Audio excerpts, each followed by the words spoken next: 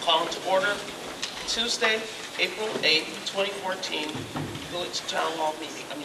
Village meeting, board meeting. Roll call, please. Trustee Williams? Here. Trustee Oscar Miles? Here. Trustee Payton? Trustee South Griffin? Sixfield. Here. Trustee Rudad? Present. Trustee Larry Brown? Here. Mayor Covington? Present. Could you all join me in the pledge?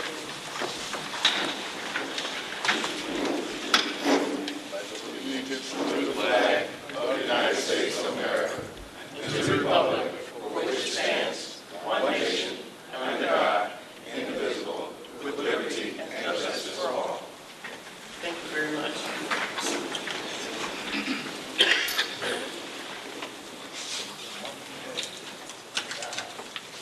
For your approval, the minutes for March 25th. Is there a motion? So moved. Second. By Trustee Griffin and second by Trustee Rudad. Yes, ma'am. Are there any questions, comments?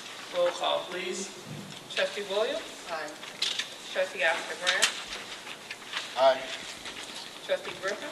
Votes aye. Trustee Rudad? Votes aye. Trustee Larry Brown? Aye. Mayor Covington? Aye, and for the record, Trustee Milton Payne is still on stage. Okay. Report of elected appointed officers. Managers report. Good evening, Mayor, Board, Good evening. co-workers, and residents. My report tonight will be brief as usual. We're continuing with our efforts to bring retail to the village. We spent a lot of energy over the last few months preparing for the International Conference of Shopping Centers, which is abbreviated as RECON. We'll be going this year as a group of five other towns. We'll call ourselves the Southland Connection. We put in quite a bit of work in this. I think we'll probably talk to upwards to 50 different retailers, trying to convince them and excite them about coming in and building stores inside of the village. So again, we spend a lot of time and energy on that, and it looks like it's shaping up to be a pretty good event. The village's financial statement auditors, Lauterbach and Amon, they completed the field work for the 2010 audit report. I did receive a draft of that report just this morning. We expect to receive the actual final report within the next week or so, and then they'll be attending the 2011 report by the first week of May. So we're still, Joe Jones and his team are working diligently with the auditors to bring those audits up to date, and we're making pretty good progress. The village has been in discussions with the State of Illinois Controller's Office concerning these delinquent audit reports. The state is demanding that we are current with our audit reports by the end of this calendar year. We're having weekly discussions with the state and to share our progress with them and assure them that we share the same goal, which is to be current with our audit reporting by the end of the calendar year. So we continue to work on that, and so we are making good progress on that. And as we talked about a little earlier, we did spend a substantial amount of time last night at the Legislative and Operations Committee. One of the items on their agenda was a budget discussion, and we discussed it in quite a bit of detail. One thing that we did share with them was that at that time and date, we had a $1.2 million gap between the revenues and expenditures in our next year's financial plan. And we did meet with the department heads this morning and directed them all to come back with revised departmental budgets with reductions of between 10 and 12%. And we expect to have that back in our finance department, and the finance director and myself will be looking those over for Friday, and we'll be resubmitting these documents to the mayor and the board on Monday, no later than Tuesday. So we continue to work on this document, and of course we are prepared to meet with the mayor and the board or the residents at your convenience and spend as much time as necessary to make sure that we give adequate consideration to all of your directives. Okay, the University Parkway reconstruction project is still moving forward. It's making Trustee Rudad's clap. The last right-of-way, which is the applied systems right-of-way for the first phase, the paperwork has been submitted for signature. I'm expecting to get the signed right-of-way contract back on my desk before the end of the week, so that would put us in line for the June bid letting. As we know, the interchange bid letting I believe was in February, so that work is moving forward. Yes. It was February, right? Yes. February. That project is moving forward, so we're making pretty good progress with attacking the outdated and damaged infrastructure within the city. We were fortunate. We worked with Governor State and a lot of our surrounding mayors and the Department of, Illinois Department of Transportation and the South Suburban mayors and managers, and I wish the mayors and members of the Transportation Committee we were successful in taking phase 2 of bringing it up to the 2015 year, which would be a little bit east of Crawford, east of the railroad track to Crawford, to reconstruct that road, probably the 2016 year. But as you all know, that road is on the verge of complete failure as we sit here tonight. So we do have an item on the agenda tonight, which I will ask the board to approve, which will give us the opportunity to go out no later than the beginning of May to have that road regrind and resurfaced to avoid failure and make a much needed improvement in the village. And last but not least, we continue to negotiate with our unions. We completed the police contract union, I believe maybe a month or so ago. We're currently working with the fire department union. We've had maybe 2 meetings. They're both very fruitful meetings. We have our next meeting scheduled for the first week of May, so those negotiations are moving along at a pretty efficient pace. And that concludes my report. Justice Williams? My question, Manager, is what are we going to do with Cicero? Do we have any money to complete Cicero as planned? And also, have you been working on or talking to anybody about that overpass? Well, let's just talk about Cicero Avenue a little bit. Cicero Avenue is in pretty good condition. You know, it's in pretty good condition. You know, I think that the state came out and they did a grind and resurface on it late last summer. As far as the overpass, we continue to talk to people about it. I don't have any specific areas, but we continue to bring that ideal to the elected officials that we meet. We do have a lobby day coming up later on this month, and I'll be certain to mention it to the governor and everyone else that may have some sort of ability to help us with that project. Okay, but when I'm talking about Cicero, I'm talking about widening Cicero. I know we had funds to do that. Where is that standing? Cicero Avenue is not a village road. Cicero Avenue is a state road. Do you understand the funds? Yeah, but we wouldn't widen a state road. Okay, so what would we And do? I've never seen the funds to widen it. But we wouldn't widen the state road. It runs to our town, but it's a state highway. That's it, thank you. Oh, well, Manager Mayor, I just want to thank you for yesterday's meeting with the apartment manager of the Brookview Woods Complex, you, Chief Bradley, and Trustee Griffin.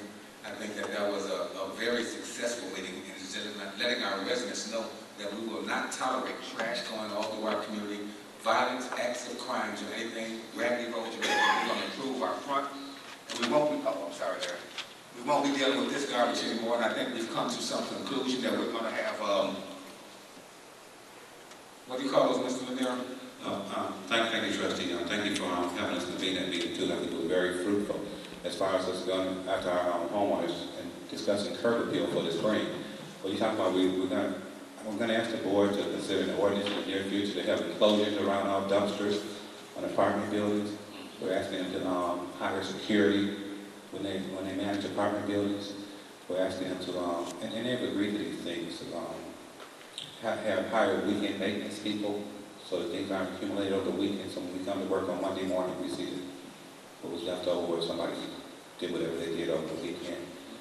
And I can't recall, I think we discussed 3 or 4 items. I think also that he said that they went out for bid to get the streets repaired through the Brookview Woods Complex.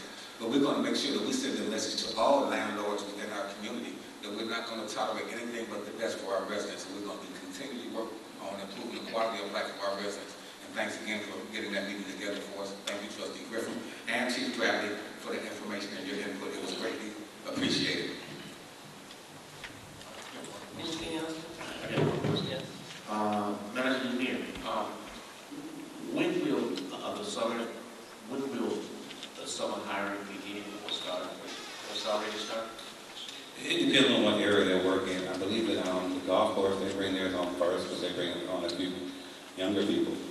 As the golfers come back, I think the Parks and Rec, they bring their school legs out because they do most of the summer day camp type of programs.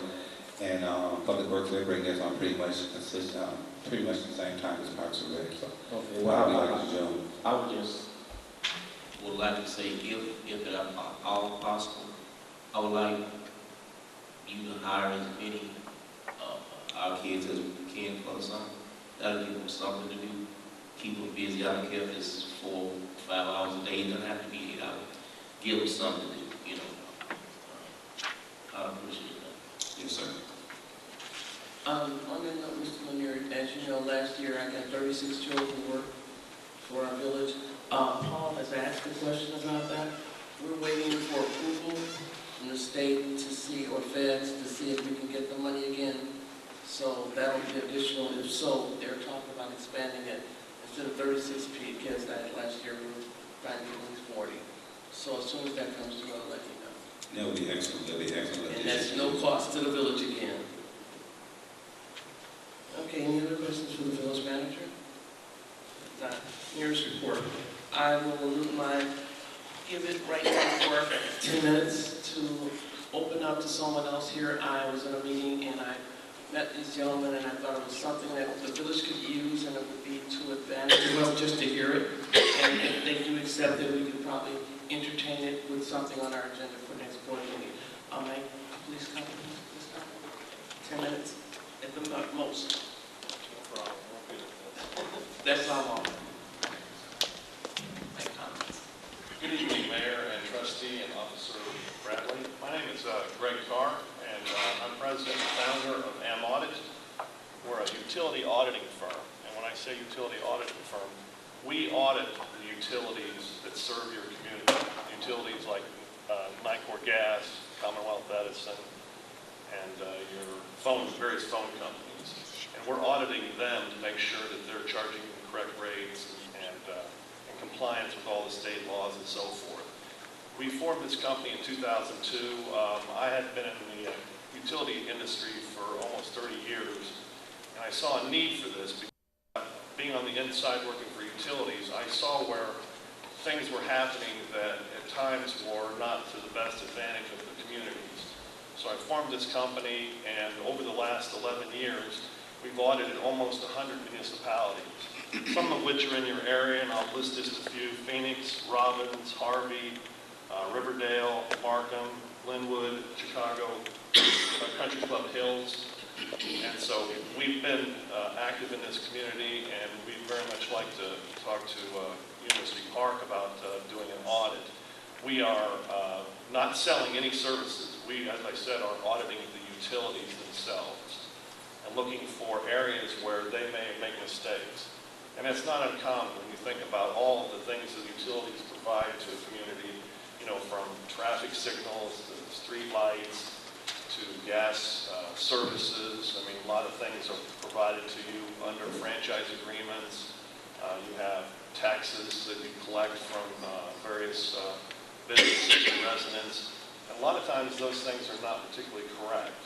So we audit all of those things on your behalf, and the beauty is we do it on a contingent fee basis. So we do all the work, and then we bring back to you our findings. And so it's a win-win situation. You outlay no cash in order to have us perform these services. As we find those services, then we share with you in that savings. It's sort of a performance-based contract, if it makes sense. Now, I'm going to let Mike get into kind of the specifics of each of the audits, the tax audits, the franchise audits. I'm assuming you're familiar with your franchise agreements with municipalities, and then your telecommunications. So Mike's been with us for the last 5 years. Good evening, trustees and mayor. Thank you for allowing me some time on your agenda, if I may. I'd like to say that one of the hardest parts of our job is getting the attention of board members like you. When we say that word, audit, how in the world is anybody interested? Voluntary audit is something that is not mandatory with a financial audit. Well, because of the benefits that our audit uncovers. That's what we bring to the table.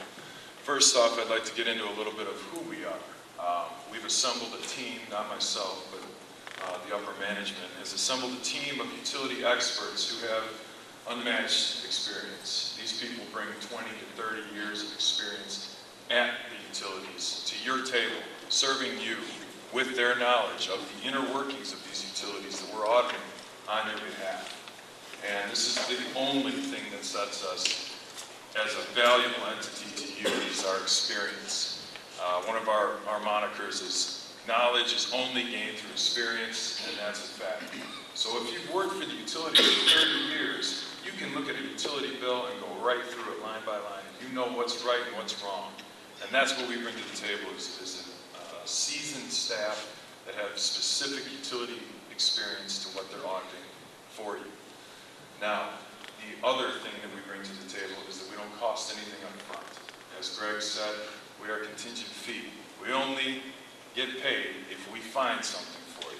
If we find errors, recover revenue for you. The areas that we audit, we touched basically on the top three. There are costs. What you're spending on telecommunications, gas, and electric, they're considerable. They're going up. Telecommunications especially. What we do is we audit that. We find every single account. We find every single line item for the account. And then, not to get into too much detail because we're limited on time, but we find everything and bring it forward to you in formal reports. And everything in our reports is for your approval only. There's no changes, nothing happens without your approval and authorization. It's all in your court. The second thing we audit is your franchise compensation. You have agreements with utilities here, NICOR and ComEd in your territory. They're supposed to give you certain things, and we verify that you're getting everything you're supposed to. They make promises, we make sure they deliver. The third thing that we audit is by far the most popular and the most eye-catching for board members like yourselves. Every single parcel within your corporate boundaries will be accounted for with respect to the utilities collecting your taxes for you. So, NICOR is collecting taxes for you, ComEd's collecting taxes for you. Who's checking their tax rolls? Who's verifying that every single parcel within your community is actually ending up with your budget? Well, that's what we do. That's our claim to fame in this state. And that's why about 100 municipalities have benefited from our program, because we bring the experience to the table, we don't cost anything up front, and we go and get it. And that's what we do best. And with us, there's nothing else like us in this state that brings home the results that you need, especially with budget crises hitting this state. Everybody's up in arms right now. So with that, I'll leave it open for any questions. Mike, the main thing, you also do water billing. Oh yes. That's the main thing. See how. Yes, it's not one of our claims to fame, because in the past, water systems have sort of been a sore subject, especially with Aqua America and Illinois American territory. Because it's a touchy subject, because it's not anymore owned by the municipality. Now it's a private sector company controlling your water system and your water billing. And what we do is we bring experience again to the table. We've worked with Aqua Illinois, as a matter of fact, and Illinois American Water. And what we do is definitely, we know how to get the answers that we're looking for. You could ask them for the database of their customers, and you're not going to do anything with it. But it's asking the right questions, and asking the right questions with the data, once you have it in your system, that's going to uncover the errors. Now, my understanding is that there's many errors in Illinois American territory. I know that from past clients, Aqua as well. We had many run-ins with Aqua when we audited the water databases that they had. And one of the things that we find is not necessarily who they're billing it, but how they're billing it. And there are many errors. Greg, if you'd like to expound, he's got more experience in the water end. Yeah, we actually work with Champaign and Urbana because they're served by Aqua America, and we found that the formula that they were using to calculate the rates was incorrect. And so working with them and the Illinois Commerce Commission, we actually got them corrected and recovered some significant dollars for the community as a result. And it's our expectation that those practices are similar throughout their territory or throughout the state of Illinois. So it's a matter of getting into their formula and how they're calculating that in order to figure out that they're actually remitting the right monies back to the community, because the formula has certain dollars that the community receives as as part of providing that services. So we look into that, and so we've got experience. We can do that. We don't get often, Illinois American's not that prevalent throughout the state, but I think in this case you have them as, which is your Aqua American. So we've looked at both of those, but we did Champaign and Urbana, and I think they were pretty pleased with what we did for them. But we had to get the Illinois Commerce Commission involved, but we're not afraid of doing that. We've done that on a number of occasions. And we do what it needs to take, what it takes to get things done. And one of the things that you'll find about our company, because of my experience, I spent 7 years as Vice President of NICOR. I was 6 years President of Washington Gas in D.C., Vice President, and so I've seen kind of on the inside looking out how these utilities operate. They're not malicious in forethought, but the issue is that mistakes get perpetrated over years and years and years. Unless someone like us comes in and takes a look at it, it will stay that way forever. So you need someone to come in and correct those, get the slate clean, and once it's clean, then you know you're getting all the revenues that you're entitled to. But until that happens, you're kind of left at the devices of the utility and however they decide to tax or levy their fees or so on and so forth. You know, for example, we have found situations where a large industrial sitting in the middle of a town was not being taxed. They were being shown as unincorporated. And therefore, they were paying no taxes. And this is no bull. It was $450,000 a year that they were not collecting. And we caught it and added that to their revenues. And the funny part of that meeting is that they were bemoaning the fact that they couldn't figure out how they were going to balance the budget. And with that single change, they balanced the budget to have the surplus. Now, I'm by no means suggesting that will happen here, but there are significant opportunities for those kinds of things to happen. And we have the experience to find those things, and we'd like to put our experience to work for you. And so unless there's further questions, I think we've given you kind of a thumbnail sketch. Thank you. Trustee? Yeah, I do. Yeah, I do have a question. Thank you, gentlemen, for being here and sharing this information. Your fee should this be undertaken? Does it come after those monies are recovered or before? After. Okay. And we make sure that done, you receive those monies first. For example, let me give you an example. Let's say, we find that there's a particular traffic signal or something that you're paying for that you shouldn't be. What we'll do is we'll go and get those monies for the past, and then you'll get an immediate check, and then we'll correct it going forward so that you get the double benefit. One, you get the benefit of the past sins, and then you'll continue to get monies going forward because you reduce that cost. So it's a bottom line hit. It doesn't trickle down. It hits the bottom line immediately. It's revenue to the bottom line. And is that a flat fee or a percentage? It's a percentage, 50-50. We need more than 50-50, man. You gotta come on better than that. We weren't getting anything. We gotta find out something, get some money around from these utilities. Yes, sir.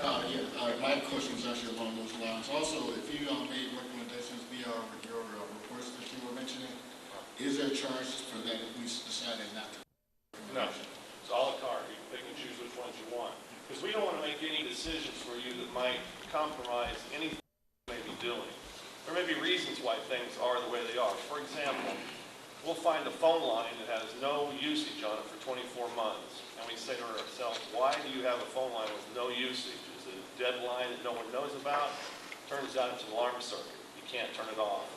So before we'll ever make any kind of a change, we'll have you weigh in on that so that we make sure we don't do something like that. Turn off an alarm circuit that is vital to the safety of the community.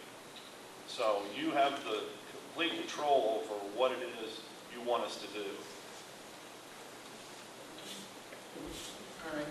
Thank you very much. I have a question too. My question is on these lines. After in the example you gave us, after you had those savings, you say you gave us a check for going back, then going forward, is that split 50-50 going forward the entire time going out? Yes. No. No. Well, it's split. I think I know what lines you're referring to. It's split. We created a forward savings, therefore we are entitled to our fee, which goes into the future only for 36 months.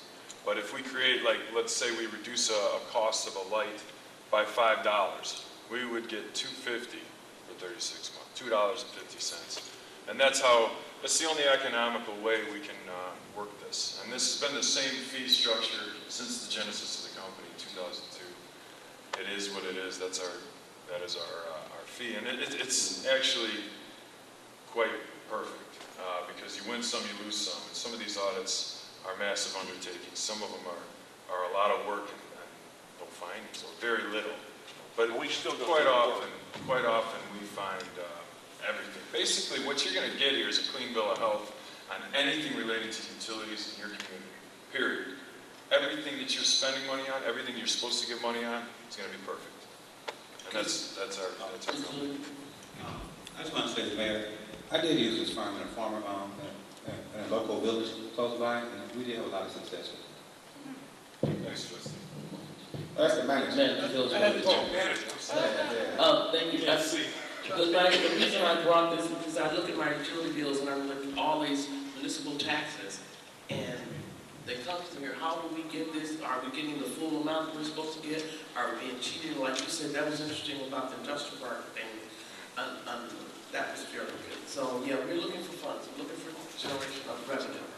Believe it or not, I was actually involved in developing a law along with Pam Altoff that passed in September of 2010. Quinn signed it, but I actually drafted the initial law, and they adapted it to address this very issue, because the utilities would not give us the information to be able to do exactly what you just described. Now, given this new law, we can not only audit the utilities, but if they make mistakes, we can go back 4 years in time and correct those mistakes, and they owe you the money for their mistakes. And so, and you know, if there's any legal requirements to get involved, we take that upon ourselves. You know, it's on our dime, out of our 50%. But we'll work with your legal firm, of course. But we do take that upon ourselves to get those monies for you. So it's nothing out of your pocket. Okay. One quick question here. I'm sorry. Treasurer Gill worked before me. You know what? I wanted to ask you: are you auditing the revenues, the rates for the village itself, or for the customers? Village. Just the village. Oh, yeah. Trustee Rudy. Yeah. Have you taken a look at the village's utilities and have a ballpark figure on what kind of revenue you guys think you can generate for us? You know, we've done some preliminary studies because we've done so much around your area. We pretty much know what's going on here. For your population really doesn't weigh in. You know, you have a large industrial park. You have a lot of land out here, and that's always a good thing. To be honest, we don't know what we don't know. Okay. And until we get in there, but we have, you know, rough figures. We would say, you know, it depends on what you spend on the cost. On the tax side and the franchise side, it's really, we don't know what we don't know, to be quite honest with you. All right. Thank you, Mr. Lanier, on that too. Okay, thank you so much. Thank you, Mayor Ford. Thank you so much. That was my report. Yeah, I have questions. Got the skinny suit going on and everything. I know. Watch out.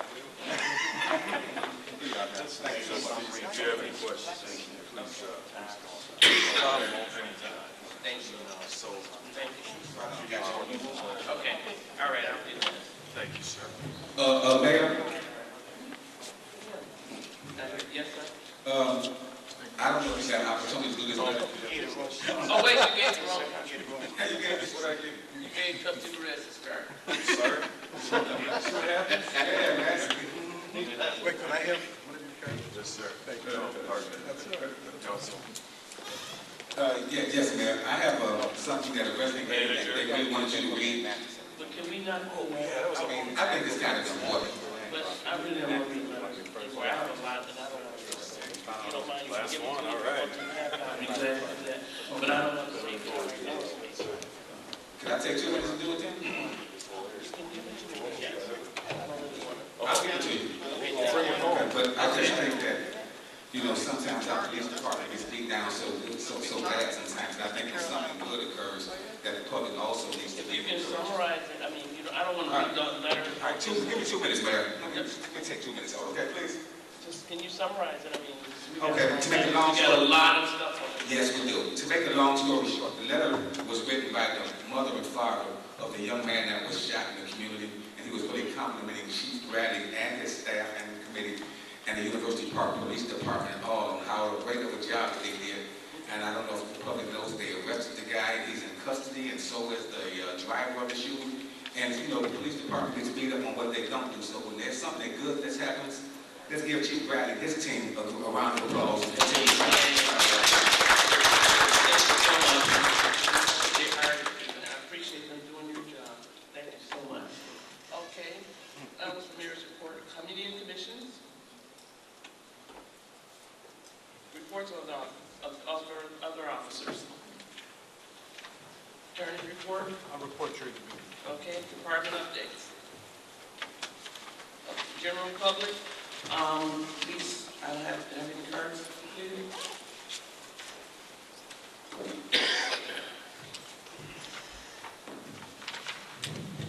And I think that the public knows, but let me just say that we set aside up to 30 minutes at a meeting, and we ask people to please just use 3 minutes for their statements. If they wish to do something else, they can give written comments to the board, and copies will get to the entire board.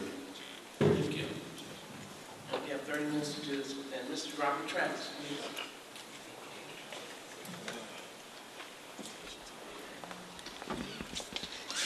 Good evening again, Board of Trustees, Mayor, the Republic. 4 weeks ago, I requested that before you voted on the ordinance making amendments regarding the advisory board and commissions, that we have a public workshop on these items. And the reason why I asked that is that the general public should be involved, because it is their commission and committees. And we don't know what you're doing, really. I don't know what you're doing. I don't know what committee is going to be dissolved. I don't know how you're going to disseminate the volunteers that are in the committees that you're going to involve. I don't know what new committees you're going to have. Okay. So I think that I'm requesting that we do try to do a workshop to get the public involved, like I spoke to you before 4 weeks ago, before you make a vote today. Thank you. Thank you, sir. Representative. Sir, oh, that was Mr. Travis, I'm sorry. Mr. Larry Wayne.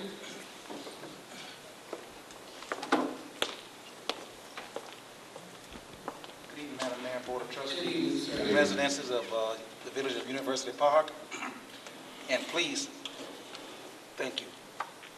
I've got 2 things here. One is a resource center, and I just heard the village manager, Lanier, say that we had a $1.2 million deficit or more. Why are we venturing into a resource center when we have building resources here in the community that is suffering for lack of repair? We need to do a cosmetic job on the problems that we have here, because it looks very bad. As drivers go back and forth, and as our residents go back and forth, and we look at a parking lot is in disaster, needs repair. And we're talking about $200,000 or more for a resource center. Okay, I'm speaking, trustee, and I've given you the respect to listen to what you had to say. Please do the same by me. I certainly will, sir. Thank you so kind. You're quite welcome. Thank you so kind. Okay, my next situation is the lawyer that we have here, Attorney Diamond. We are paying $38,000 a month which equates to $456,000 annually. Now, if you're giving us a break or anything, I'd like to know what the real cost is. Because the residents of this community, we as taxpayers cannot bear the burden of a price as such. All right.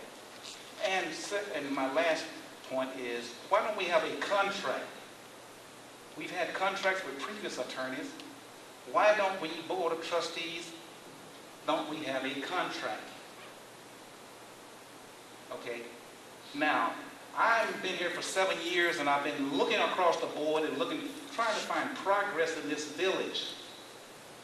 And I see no progress.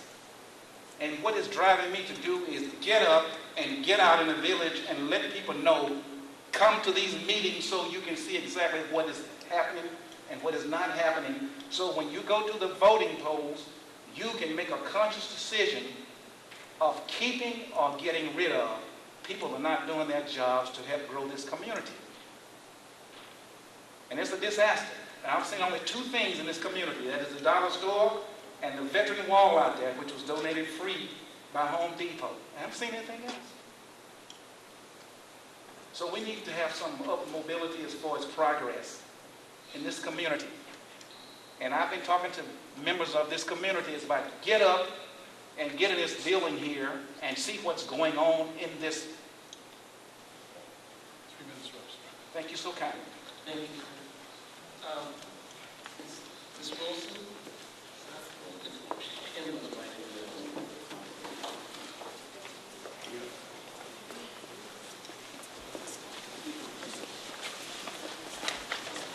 Hello, everyone.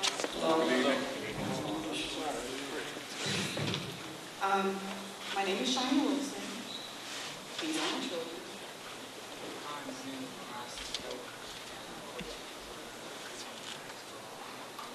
Can you hear me better? Hi, my name is Russell Child, and I go to hi, my name is Bronson, I'm 14 years old, and I go to Cremona High School, High School, and I'm an honorable student in Florida, and I want to pass college to get a degree for computer engineering. Congratulations. Hello, my name is Emily Johnson. I go to Cremona Middle School. I just attend college and get a degree in information design and architecture. Hello, my name is Marshawn Johnson. I am 11 years old. I go to Cremona 6th grade center. I go home to college to study fashion design and car design. Hi, my name is Meryl Cool Johnson, and I'm 8 years old, and I will go to Belmont Elementary, and I want to be a police officer. All right. I can see you guys. Thank you very much. Okay, I'm going to go fast. Thank you. Good, I'm sorry. I'm going to go as fast as I can. I'm going to try to read it all because I got 3 minutes, and I want to get it all out. I am a 5-year resident of University Park. For a year and a half, I lived across the street from Ms. Williams, Trustee Williams, and for the last 3.5 years and currently reside at Barrington Court. I stand before you today as a concerned citizen and a living and furious, if you will, completely outraged parent. On March 27, 2014, my 11-year-old son, Lee Johnson, was walking home from school. He and his oldest brother were singled out and harassed, intimidated by an officer of the law. My oldest son, Lawrence, I sent ahead to meet my 11-year-old at the corner of Berkeley and Avenue. I was sick and I was moving slow. I usually go out. Upon walking back to our home on Barrington Court, as they walked eastward on Barrington Court from Berkeley, not at 1000 Abbott as the ticket states, but more like approaching 1049 Abbott, the home there, an officer stopped and told them, "This is not Mississippi. Get out the street." The officer drove off, going west on Abbott. As my oldest son, LaRonson, went to the south side of the street to await me to come out to meet my daughter who was getting off the bus, my youngest son crossed over on the north side of Abbott to turn back to finish his route home. The officer bus a U-turn, comes on the wrong side of the street and stops Malik and states, "I see you walking in the street." Malik says, "No, I live here. I'm crossing to go home." Malik, he said, "No, I see you." He said again, "No, I see you walking in the street." Malik states again, "No, I'm crossing the street because I live here." My oldest son states, as he crossed the street to see what's wrong, on the north side of the street of Abbott, the same side as Malik, the officer, and the same side as Malik and the officer. The corner, at this time, is at the corner of our street, Barrington Court. No one asked you, what are you doing? No one asked you. Nothing is what the officer just stated to my oldest son. The sergeant says to my oldest, "I wasn't talking to you." My oldest says, "This is my brother." Then the officer looks at both of them and looks at Malik and says, "Where do you live?" Malik states again, "I live right there," and points to our home.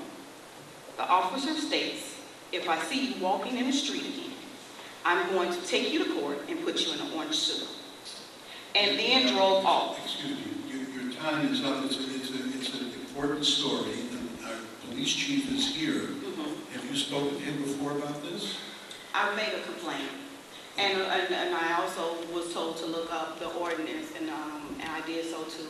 And my son was in compliance with the ordinance of walking the street. It's a construction site right there.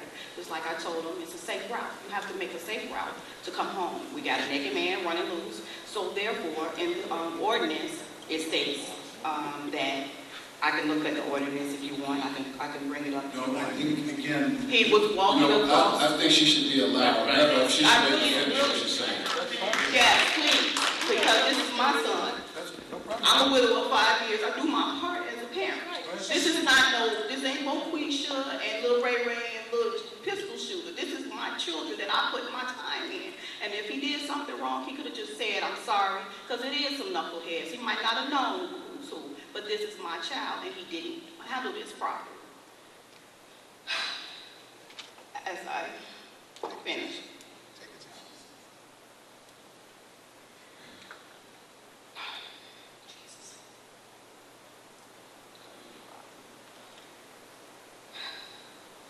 The officer states, "If I see you walking in the street again, I'm going to take you to court and put you in an orange suit," and drove off. I called the station immediately to file a complaint at 304, which I screenshotted. As I was informed while walking out meeting my daughter, asking who this was that said this to my child, and describing them to the young lady on the phone, I was informed that it was the Sergeant Box. I walked from my home to the station. Upon me walking into the station, I was first, before giving a complaint form, asked to whom I had the complaint with. I stated Sergeant Box. He walked out holding a ticket book. My son states while we're sitting there all what had occurred, and in the sergeant's presence that I recorded, he to everything, even the comment about putting my son in an orange suit for crossing the street while en route home from school. As I tried to explain to Sergeant Box, my son walks across to on the curb because I told him for safety reasons.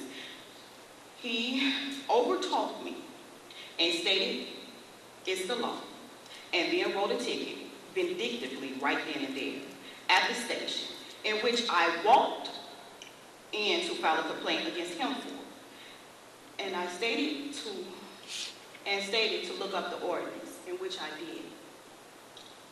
My son, a walker, did as I instructed him for safety reasons, with concerns from the regular lunatics and the one running around naked robbing kids. I told my son to avoid the construction site with a dumpster at 1049 Abbott. The dog that's gated but barks viciously like he should, protecting his house. Avoid the cars in the driveway. Cover the side that's covering the sidewalk. That my neighbors are forced to do because it's an ordinance for them, section 440-02, restricting specific locations, which is that. For them, they have to do that.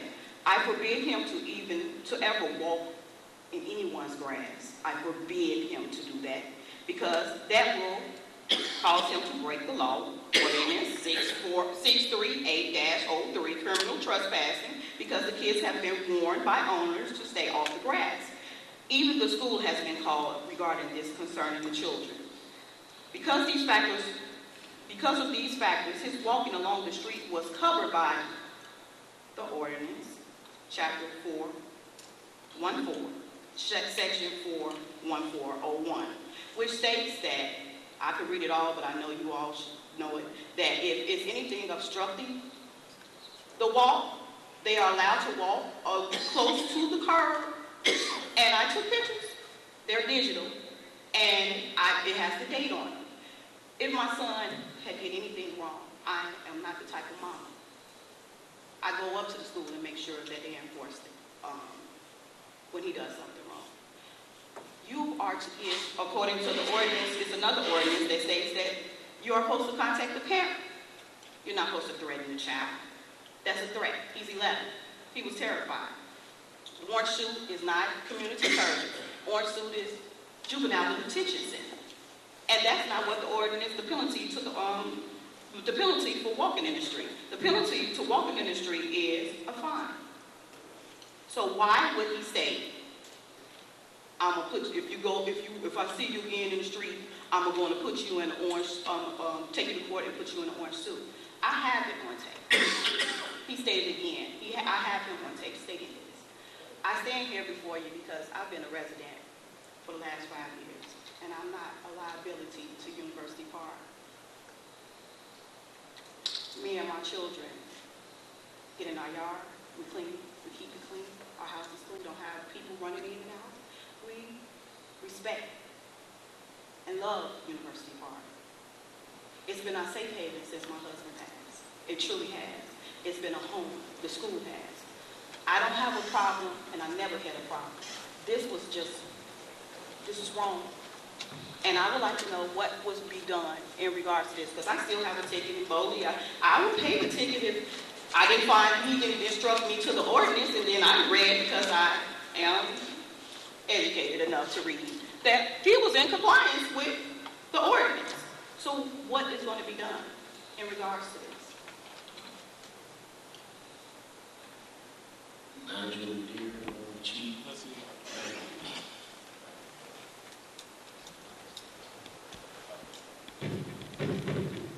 Good afternoon, ma'am. Board Mayor. In regards to the orange shirt that he was referring to, that's generally what the kids wear when they're doing community service here in the community. It's not the detention center, it's not jail, it's not anything like that. They wear that when they're doing projects around town, community service, things such as walking in the street. A few years ago, you all might remember, some of you might recall, there were 3 kids walking the street in Crete, Illinois, a neighboring community. A guy came along driving, hit the 3 girls, killed them. No one was ever prosecuted or found for that offense. Those families are still in mourning. Same night, at the same time, a young man was hit at an accident, killed on Staker Road. It's illegal for them to walk in the street. He's trying to get your kids out of the street and protect them. There are sidewalks out here. No one loves my kids more than me. And I am a survivor of being hit by a car. So I know the pain and the grief of behind that and starting to walk all over, which I can do. The ordinance, if you look at the pictures, you can see my block. He's not walking in the street lollygag. He's walking along the curb, which the ordinance says he can do when the curb is obstructed. There's cars on the curb. He could have easily ticketed those and got a lot of money off of that. My children was walking home from school, getting to home like I told him to do, quickly. Nobody can care about them more than me, officer, with all due respect. Nobody can love them more than me. So if I told them... Mr. Miller, okay. Ma'am, this was the first we're hearing about this. If you would like, I do insist that we all sit down and talk about this. You, myself, the police chief and officer, let's talk and find a resolution to this unfortunate incident so that we can all be working together and living together as friends and neighbors. Great. And great. I can get your telephone number. I'll have no problem. If you all ever hear about a young lady outside walking along the street, like a little short lady, that's me, early in the morning, because I'm watching the kids as they go. It's nothing out there for them, and that's a target for foolery and mischief of grown people. So I'll definitely give you my number, and we can definitely get to the bottom of this, and I'll definitely appreciate that. Thank you so very much. Thank you. And Ms. Wilson, I apologize if you felt that you were traumatized. I personally apologize for that. Thank you. And I do know we do have that problem with a lot of children. Yes, I know that. And yeah, and I know it's hard. Yes. Especially what you just emphasized, your protection of your children, the love that you have. So again, we apologize to Mr. Lanier. I'll work with you on that. Thank you. Chief. Thank you. Thank you so much. Excuse me. And also, she mentioned several times about a naked person running around robbing people here in the community, and I just wanted to say that. No, she was talking about Park. Oh, Park Forest. Excuse me. That's next to if I may say just a couple of words without. Oh, sure, go ahead. Thank you. I just want to let the public know that they don't have to be alarmed that it's not happening in our community. It's not happening here in University Park. That's not far from us. Pedophile don't do anything themselves. That's not. Come on, officer. You know good and well that he can move from there to here. That's right across the street, darn it. But thank you. Thank you. And as I was saying, that gentleman does not live, and it's not happening here in University Park. So I want the public here in University Park to learn that it's happening in a neighboring village. It's not happening in University Park. We arrested the young man who did the drive-by shooting on Black Hawk Street. We did take him into custody yesterday. He's in jail. His bond is $2.5 million. Several other people that were involved in that have been incarcerated also. We have them in custody. Just like the public to know that. Also, since the police department has been aligned here tonight, the letter that was written, I would like to read that here since you gave everybody else enough time to tear the police department apart. And that's to be a permission the public should hear this. Sir, it wasn't my intention to tear it apart. Okay, well, they asked you for permission to read it. Can I read the letter? The public should hear You guys it. okay with that? Yes. Okay. Thank you very much. You're welcome. This is from Mr. Eric D. Haskell, April 8th, 2014.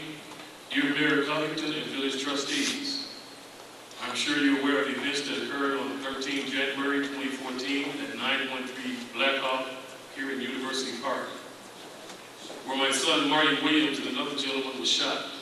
I would like to thank you, Chief, Police Mr. Bradley, Sergeant Murphy, and the rest of the staff for their work in solving this case. Chief Bradley kept my wife and myself well informed of all the events that were transpiring through this process. At one point, Marty was called in for questioning his son that was shot. And Investigator Jones made me and my family feel very comfortable. Investigator Jones has come by my home to get more information about the case, and all the facts of the case were sent to the state's attorney's office for a warrant. It was rejected because of a credibility issue. Chief Bradley and Sergeant Murphy called us to his office, gave us that information, and we were very upset. They assured us that day that they would not stop until they had that warrant. They called us back a couple of weeks later to let us know that the warrant was issued and they had the warrant. Not one time did they talk to us over the phone. It was always face-to-face conversation. My wife and I appreciate that one-on-one experience. Mayor Covington, I'm not going to tell you of all that has transpired through these last couple of months, But I can tell you that me and my family are well pleased with the efforts that the University Park Police Department has put forward. Mayor, you should be very proud of the way in which your chief handled this case, because we are. I have never been involved in anything of this nature, and the way they kept us at ease was very professional. Chief Bradley and Sergeant Murphy came over to our house yesterday to inform us that the suspect was in custody.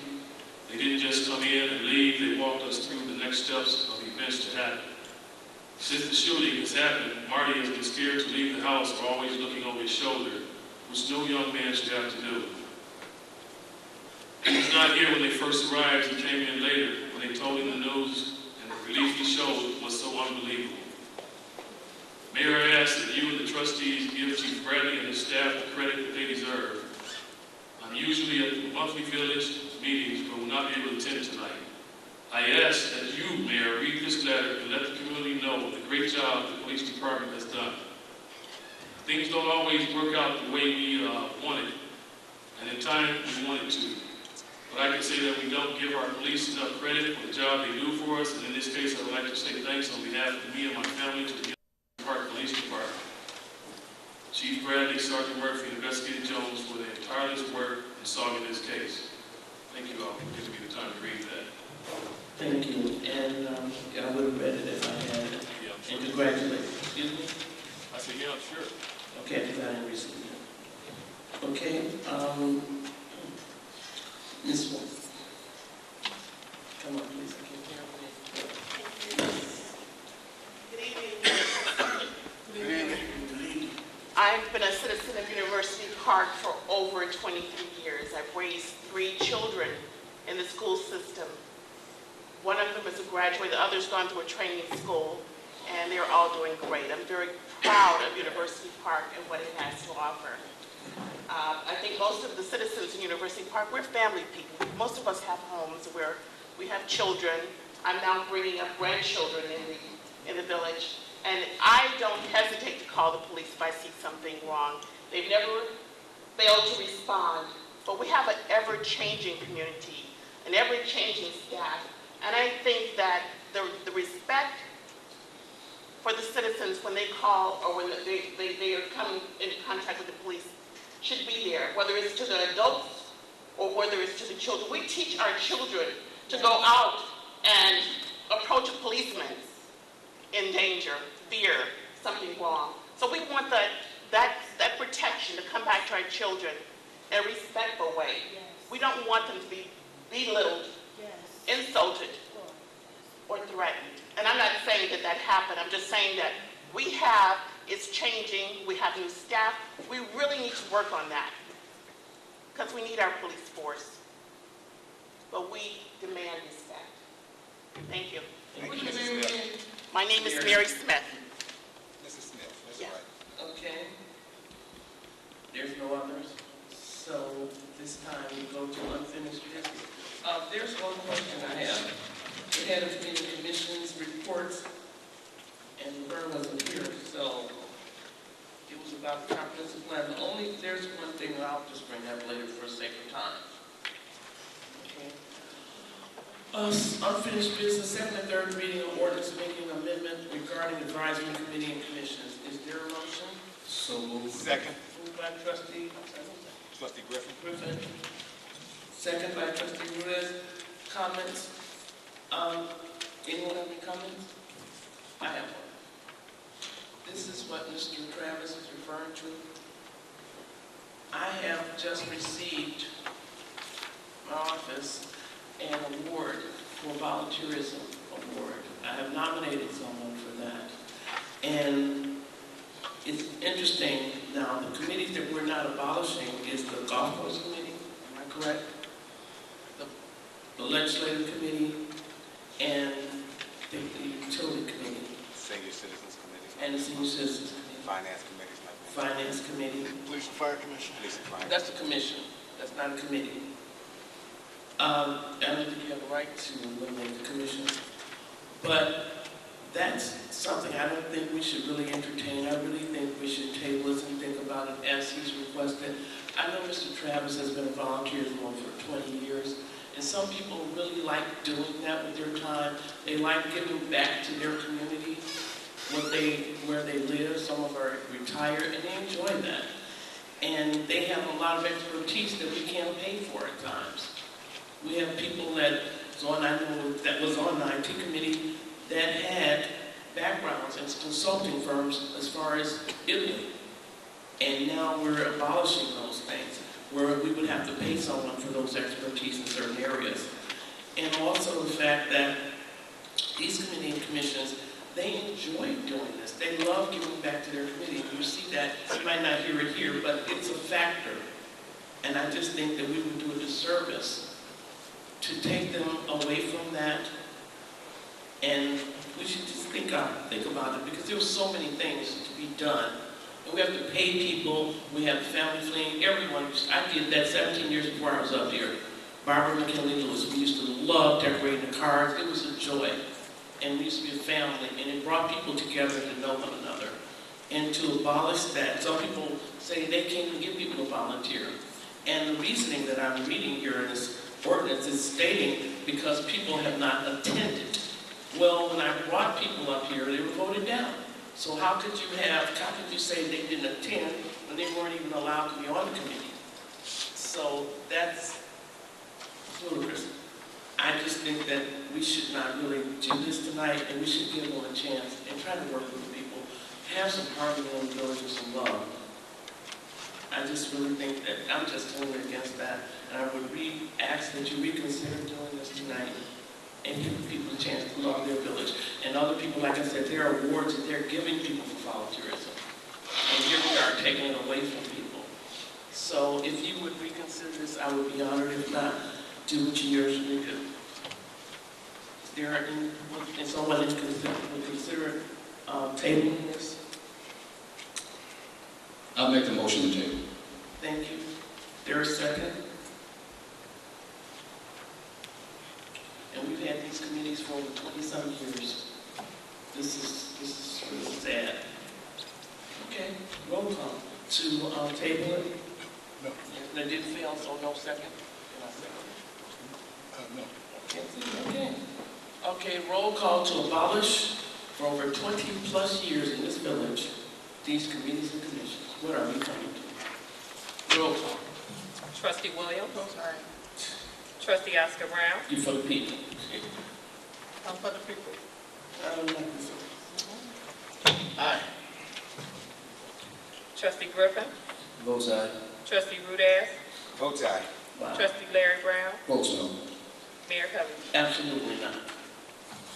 Second reading, second and third reading ordinance amending. I'm sorry. I'm sorry, there are Ordinance number. Ordinance number is 02014-09. Trustee used to say help is on the way. Second and third reading ordinance amending the village code relating to the plan commission.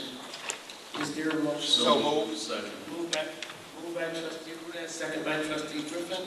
Questions? The attorney said at the last meeting he would get some information to the planning commission regarding this first reading, and the planning commission hasn't gotten anything.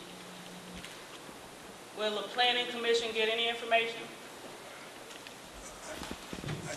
I don't remember actually saying that. What I said was that this clarifies, I mean, the ordinance has been available. It isn't like a secret ordinance. What the ordinance does is it removes some language from the code relating to the plan commission, which has been interpreted by some plan commission members as giving the plan commission very expanded powers.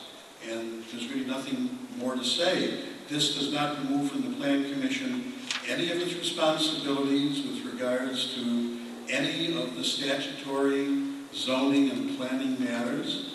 And it certainly allows the plan commission to do those matters that are requested by this board. But it does cut from the plan commission the ability to go off in directions on its own.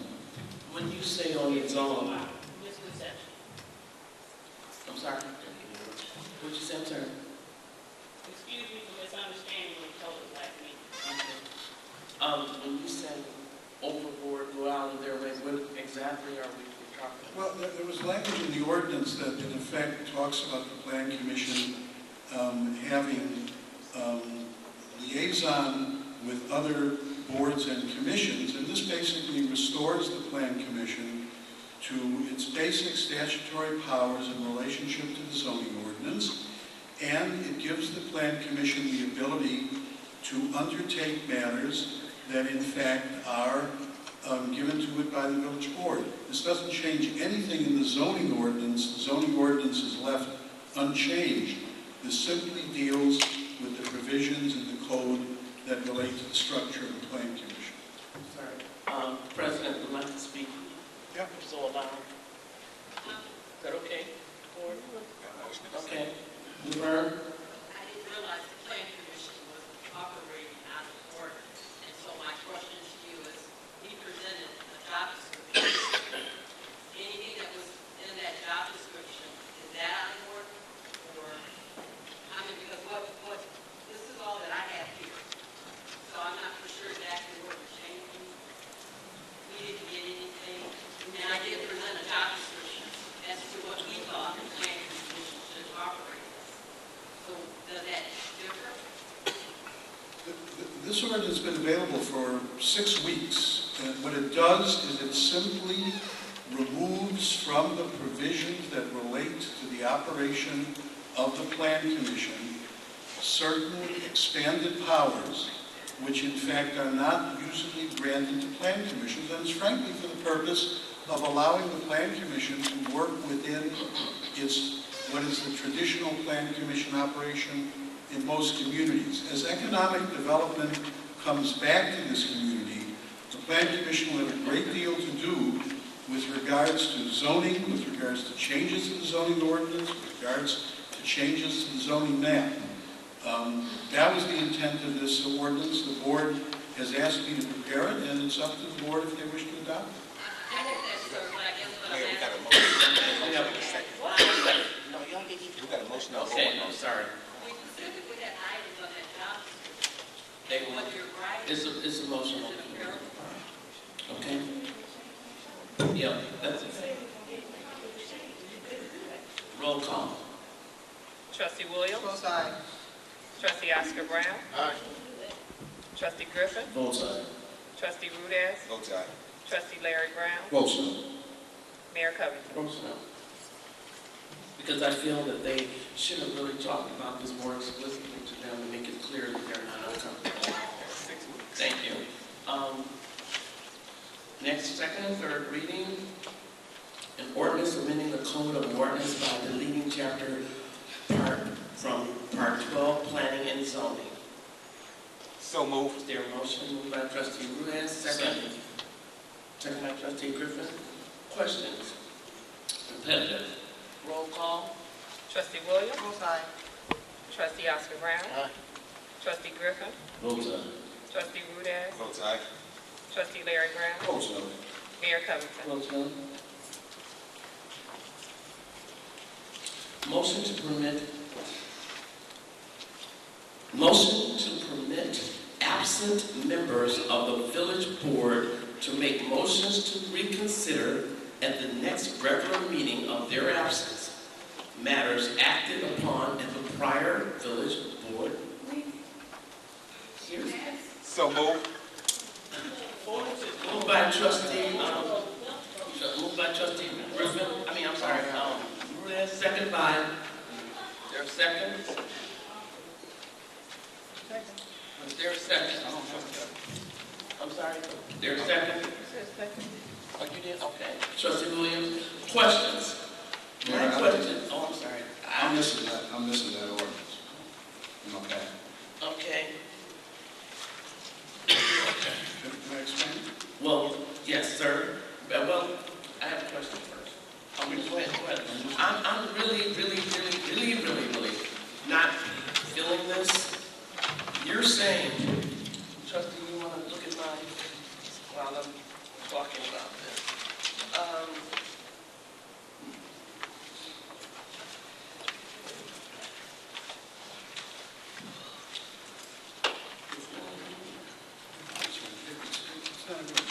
Okay, it's just a motion, and the motion, that's why it's not in practice, sir, it's a motion.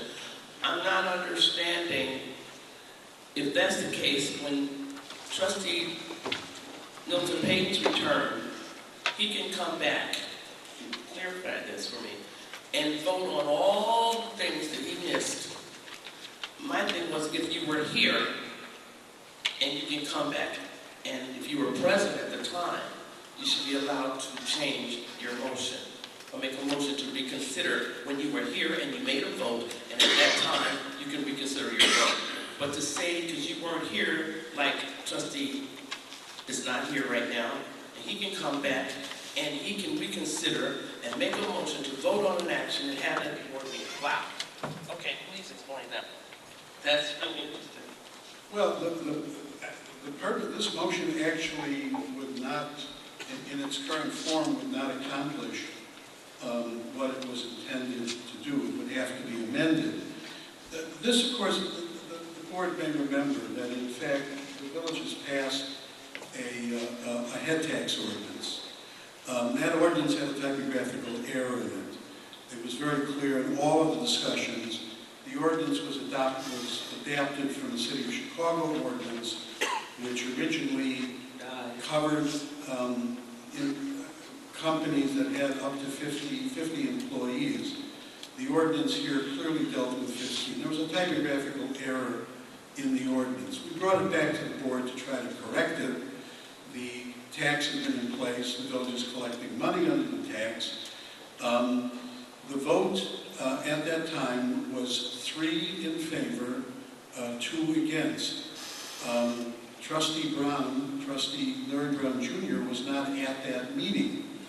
You mean Oscar Brown Jr.? I'm sorry, forgive me, I said that wrong. Oscar Brown Jr. was not at that meeting. This was on the agenda at the last board meeting. Unless this motion is actually amended to deal with a situation different than happened, it really won't have any effect. So no one has made the motion at this point. The law relating the ability of a governmental body to bring something back after it in fact has not passed is in fact intended to stop something from coming back again and again, which isn't going to pass. The problem is, what happens if something passes because of a failure of one vote or someone changes their mind? So the motion as it's currently written actually is not going to effectuate it because Trustee Oscar Brown Jr. was at the last board meeting, but in fact the motion was not made at that time. It was tabled. So I'm not quite sure, unless there's a motion to modify this motion, it really is not going to have the effect, and perhaps we should just move on. So the thing is, too, here we are, that it failed in actuality. That the motion failed at the time, I'm saying. Correct? Correct. All right. It failed at that time. Because it passed by 3-2, but it requires 4 votes. Right, that's what I mean, so it failed. That's correct. Okay, all right, let's not make this difficult. So that failed. So here, when we had, so here, it's on here again, though, for the typographical error. So he can vote now, and you have the bodies that will do this. So not in its current form. Right now, is that necessary to hear a correction of typographical error in the ordinance of 020139 and the ordinance adopting employees' expense tax? So, is there a necessity here for us to do this motion when you're here and you might, and I know it's going to pass today, so is that needed? Well, the only other way to do it, would be, instead of a motion to reconsider, if we consider this a new presentation of the ordinance. So if someone made a motion for first, second, and third readings of that ordinance, which it is, we could go forward at this point. That's what I mean. It's a moot. So no one made a motion with regards to D. With regards to item E, if someone would move the first, second, and third reading of an ordinance correcting a typographical error in ordinance number 02113-39, an ordinance adopting an employer's expense tax. We can deal with the legal implications. And that's number F. That's F here, the first, second, and third reading. What you just read, what the attorney just read.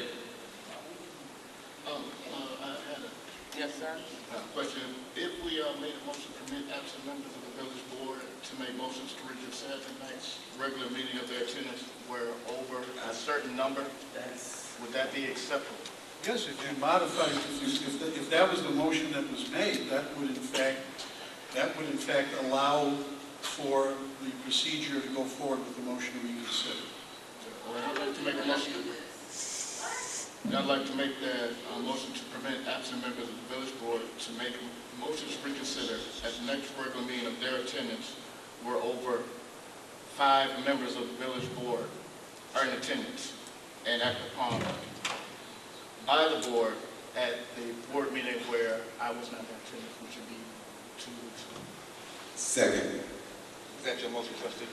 Yes. All right, I second. Is this, right now, for this particular incident, Yes, that's all. it's not to be a reoccurrence? Right. Am I right, attorney? I'm asking the attorney. I want to be real clear on this. It's going to be a reoccurrence, because here, you're putting something in motion here. You're putting something in ordinance. I'm taking it very seriously. It's not an ordinance. I know, it's a simply motion, and I'm asking you, is it going to be a reoccurrence? I don't think it'll be a reoccurrence. Is it going to be yes or no? I want to be very defiant on it. Well, I think that at the moment, the motion, in fact, is a general motion, and we should act on it. If you wish to remove it at some point, you can do it, but I think in order to go forward, what we want to do is to try to save a lawsuit and the additional legal fees with regards to the issue of the head tax. Of a typo? If people aren't, yes, ma'am. So if people aren't interested in doing that. No, but this is what I'm trying to get clarified here.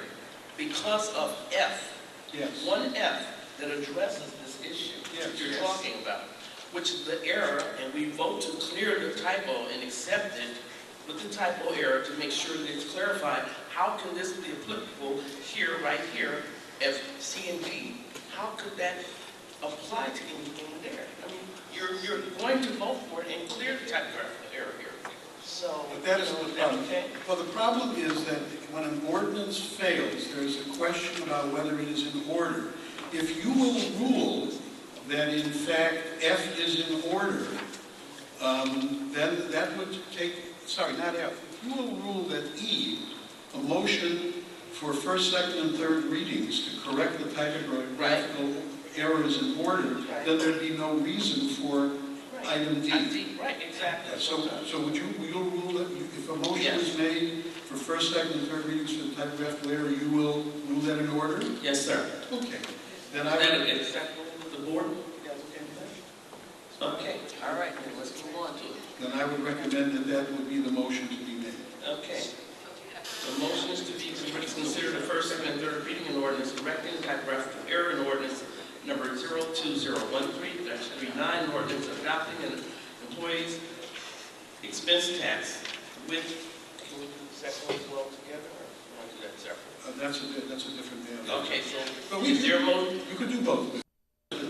Combine both of them. That's what I thought you can, because they're applicable to each other. Okay, in the first and second, third reading, an ordinance correcting the typographical error in the ordinance of number 02013-39, an ordinance adopting an employee's expense tax. Is there a motion on that? So moved. Moved by trustee Rudez. Second? Second by trustee Griffin. Roll call. Trustee Williams? Both sides. Trustee Oscar Brown? Trustee Griffin? Both sides. Trustee Rudez? Both sides. Trustee Larry Brown? Both sides. Mayor Covington? No. It passed. Second and third reading, an ordinance approving a contract with Green Up Landscaping LLC for the construction of a playground for Fairway Estates development. Is there a motion? So moved. Moved by trustee Rudez, second. Second by trustee Griffin. Any questions? questions, concerns, comments? Roll call, please. Trustee Williams? Both sides. Trustee Oscar Brown? Aye. Trustee Griffin? Both sides. Trustee Rudez? Vote aye. Trustee Larry Brown? Both sides. Mayor Covington? Votes aye. New business, first and second, third reading, ordinance approving the lowest responsible possible proposal, for emergency roadway repairs to the University Parkway between the Metro Lot and Crawford Avenue. Is there a motion? So moved. Second. Moved by, Trustee Griffin. moved by trustee Griffin, second By myself. by trustee Rudez. Are there any questions, concerns, or comments? Let's get that road fixed. Roll call, please. Trustee Williams? Both sides. Trustee Oscar Brown? Aye. Trustee Griffin? Both sides. Trustee Rudez? Vote aye. Trustee Larry Brown? Both sides. Mayor Covington? Votes aye. First, second, third reading, ordinance waiving the applicable provision of chapter 271 of the coded ordinance and authorization of hiring an experienced sworn officer. Police officer, is there a motion? So move. Moved by trustee Rudez, second. Second. Second by trustee Griffin. Questions, comments, and I have concerns? a question. Yes, sir. And I saw in the ordinance, the body of it, I saw this gentleman's experience and qualifications, and that it appears that we're just looking to hire him, have him pass a medical. And I think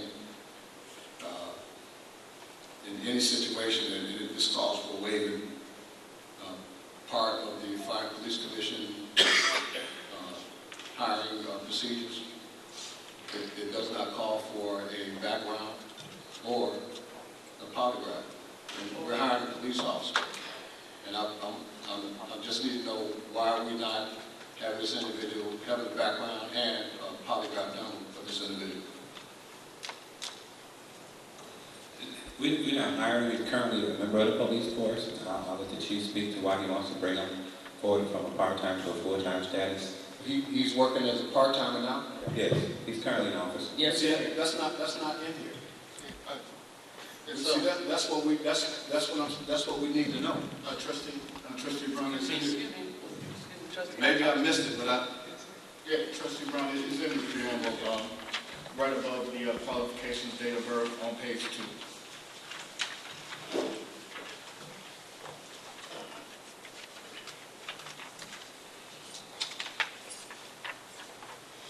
okay, so he's been there almost a year.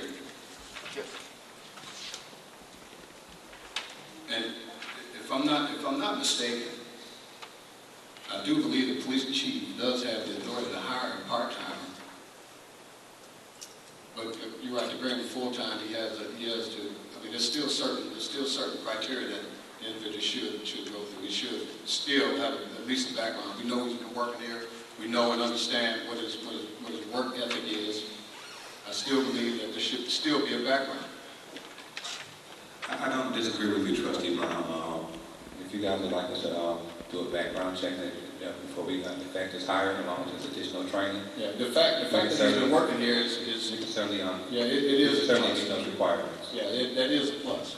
But I still do believe that, and I think it should be done periodically to our individuals. But that's another conversation. But I do believe in this case, this individual should have a background. I had a question. You finished this thing? Yeah, I did. Yes, the background investigation, psychological examination, polygraph test that he took last year, according to the whereas clause right before we get to the therefore clause, is that similar to the psychological background polygraph they would take if he was to be hired on full-time, or if he had went through the admission process? It's the same thing. Same thing. It is similar, and we have a time frame also to get this individual in. We're trying to save the village money. We have the ability to get them into a law enforcement school at no cost to the village. So there are many reasons why we're brought this before the board to be done tonight. We have that ability to get him in there. We know his ethics, his work ethic. He's familiar with the village, the schools, the businesses, and the citizens, and et cetera. And internal investigations such as background checks and things like that, I would think that was done before I came here when he was hired.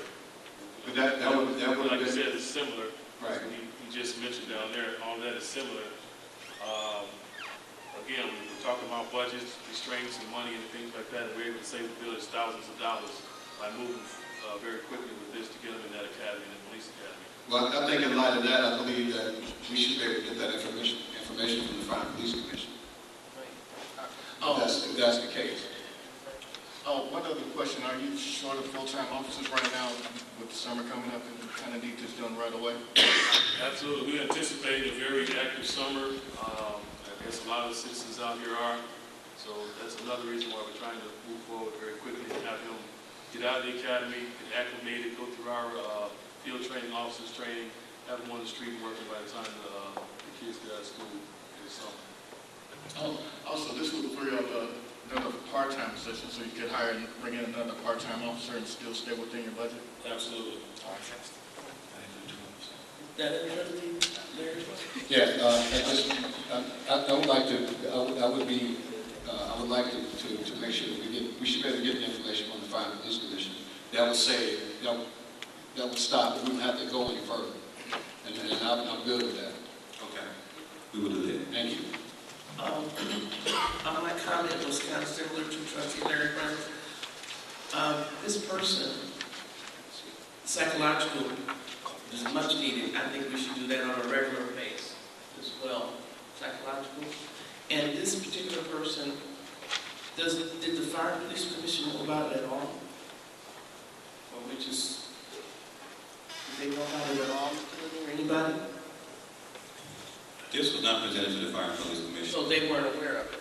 And that is a part of their job, is hiring part-time. So do they have a thing in place called full-time? Is there anything in place called upper mobility? Is this like that? Is this what we're actually doing here?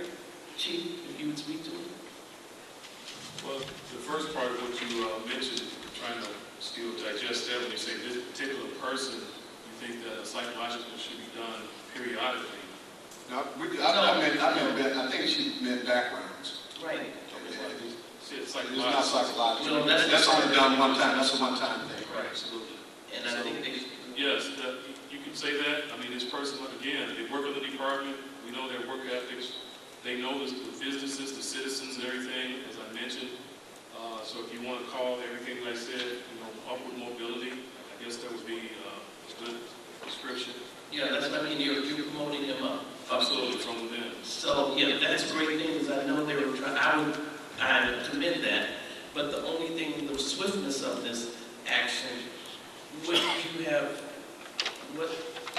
you're saying if it had gone through the commission, it would have taken a long, they would have had more training, they would have had to have more training? You would have the ability by ordinance to avoid that system. I actually don't know whether, do we think that this man as a part-time officer had any kind of testing at all?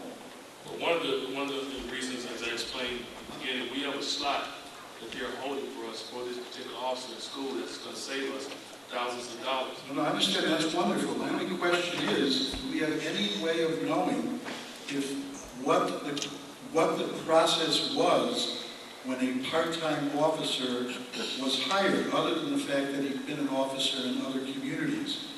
You're sitting there, you don't know. It's my understanding, and I have an ordinance here, that this was done before, this emergency process was done before here. Officer Ash was hired under this same emergency. The only question I think... I can answer that. Go ahead. We are aware that he worked as a police officer before we hired him as a part-time. When we hire part-time police officers, at the recommendation of the chief, they bring it forward to the manager. We do the background check. We do everything we do for a regular police officer before we say yes, chief, go ahead and hire. So that goes back to what Trustee Larry Brown said, you've done a background check on it. Yes. Mr. He said, no, he hasn't. No, we did one year ago. Oh, that's what I'm saying. That was my point. If he's going through the fire, has this gone through the Fire Police Commission? It has not gone to the Fire Police Commission. When they come on as a part-timer, we simply send it to our personnel. We have our personnel people do the background check. I think that the chairman may be doing it psychological for us, but order those assessments, I'm not certain. Well, that's the part that I'm looking for. If we have information on this individual through Fire Police Commission. And that's the information we'll bring forward to. Right, I'm fine with that, if that's the case. So that's not included here tonight, though, that's what I think he doesn't know that, he's not knowledgeable. Is that what you're saying, trustee Mary? I was told that we may have information about this individual through the Fire and Police Commission, is that correct? And that information, if it has to do with him having cycle or any other testing done through the Fire and Police Commission, I'm looking forward to get that information, or just share it with the board, not just to me, share it with the board that that's been the case, and I'm good with it. If it hasn't happened, I would like to see, even the gentleman being away at the academy, you can still do a background on an individual and whatever else you need to do. I think we understand each other completely. Whatever they have, we forward. What they haven't, what they don't have, we'll have it done. But the vote is on the floor to bring this on, so if we don't have it, then we'll have it done. We know we've done the background. Okay. And could I just add that he will, of course, be a probationary officer, so a final decision has to be made. It's 12 months. Right. Thank you, trustee Mary Brown, for your expertise. Okay, any other comments, questions, concerns? Roll call. Trustee Williams. Both sides. Trustee Oscar Brown. Aye. Trustee Griffin. Both sides. Trustee Rudez. Both sides. Trustee Larry Brown. Both sides. Mayor Covington. I, pending the report, come to the board. Thank you. Okay, first and second, third, ordinance readings, ordinance declaring counters of the former grocery store no longer necessary or useful to the village and authorizing the donation of OSAID counters. Is there a motion? So moved. Moved by trustee Rudez. Second. Second by trustee Griffin. Questions, concerns, comments? Question. Questions, sir? I'm sorry. Said that the county determined by this one to be surplus equipment shall be donated. Sid Callis. I do not have a donatee at this time. The board has us to begin to declare these items surplus so that we can dispose on them as opportunities arise, and that's why you have it before. So you're having a sale or something, if anyone's interested, or because you have not appointed or designated anyone to get this to, so you're saying?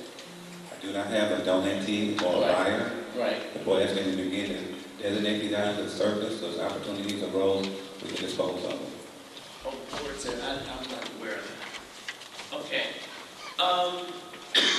My question, this is from the grocery store, right? Our grocery store, correct? Okay, got the frown, I'm just trying to get clarification here. The grocery store, where I heard that from the investigations some time back, are we at liberty to throw this stuff out now? As we spoke earlier, I'm unaware of any investigations. At the very last board meeting, we donated shopping carts. Yes, I'm just saying. I think the conversation was that because it's been there for so long, I'm not aware of any investigations. That is considered abandoned property. Well, when I brought up last board meeting with the young gentlemen that were arrested and incarcerated because of the embezzlement that was here in the village, the FBI came in and salvaged those things. And I thought there was a hole. I've never read anything of a releasement. So that's why I had the concern.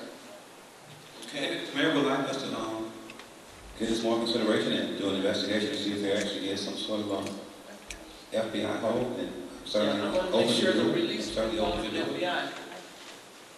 And I have the paperwork of the arrests that you have. It should be in your files. Right. Okay, roll call. Trustee Williams. Both sides. Trustee Oscar Brown. Aye. Trustee Griffin. Both sides. Trustee Rudez. Both sides. Trustee Larry Brown. Both sides. Mayor Covington. Closed until I get an answer. Thank you. Resolution agreeing to modify terms of an agreement with JMA Architect for professional services associated with the renovation of Unit 1780 in the town center. Is there a motion? So moved. Moved by trustee Rudez, second.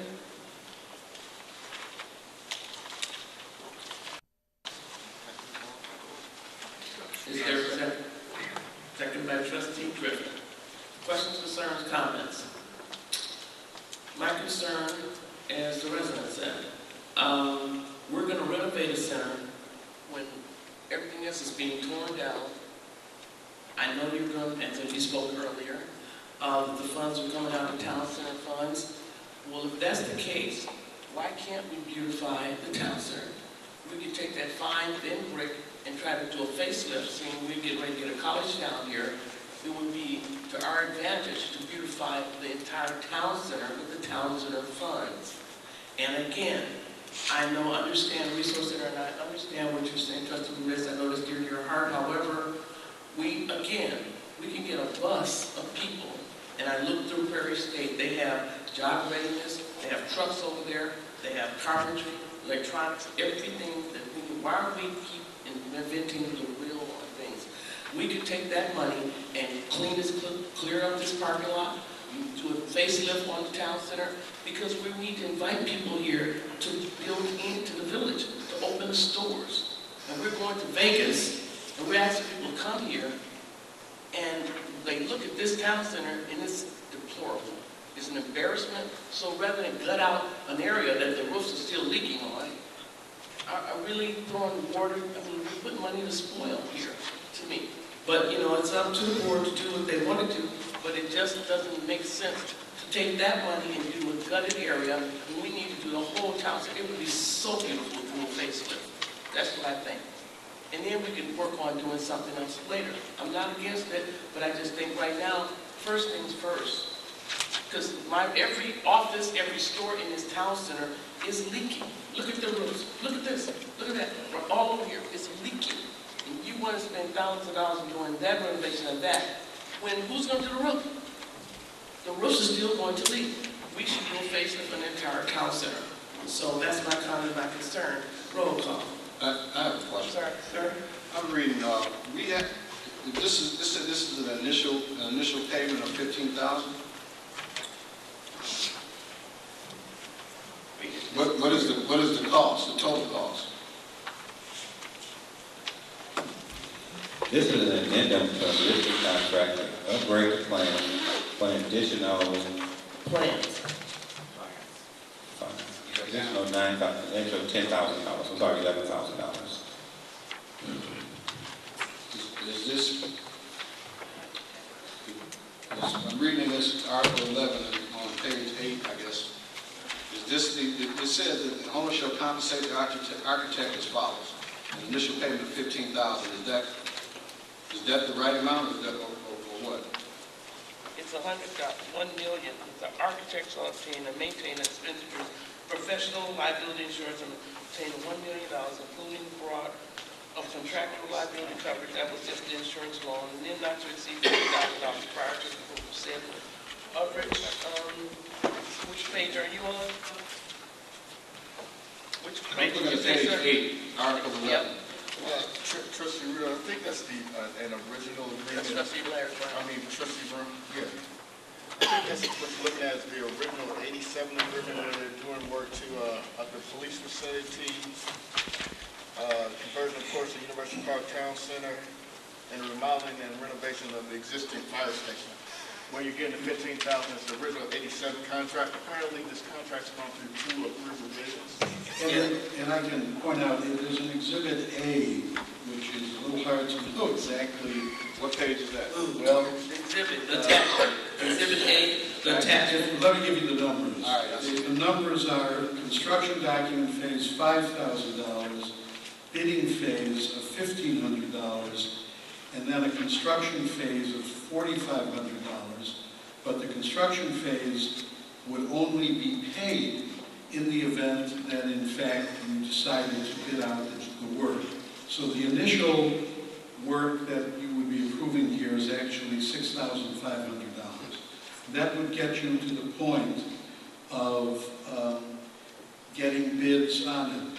There's a retainer to start services of $2,000, and so it would be a payment of $2,000.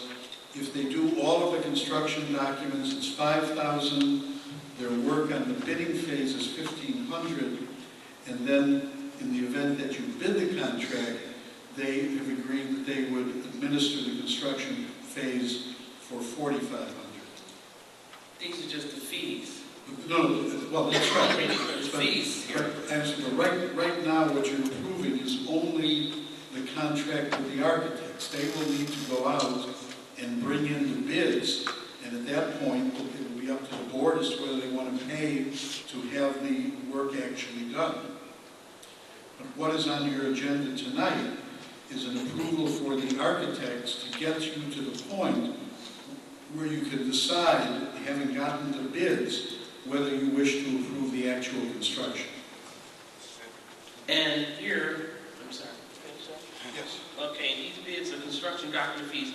This has been going on and been trying to be pushed through, and in 2006, and I voted no. I'm looking at documentation here, where we were being proposed this of 2006, where I voted nay on it, and I will do the same thing tonight. I just don't agree right now that's good money spending right now, because professional bidding, we got to pay thousands of dollars just for a drawing, which was supposed to be a drawing. They got a drawing, and here it is. It says Allen County's name on it. It's been 2006, 2010, and the money is, they just keep drawing, and I just don't think you're spending bad money.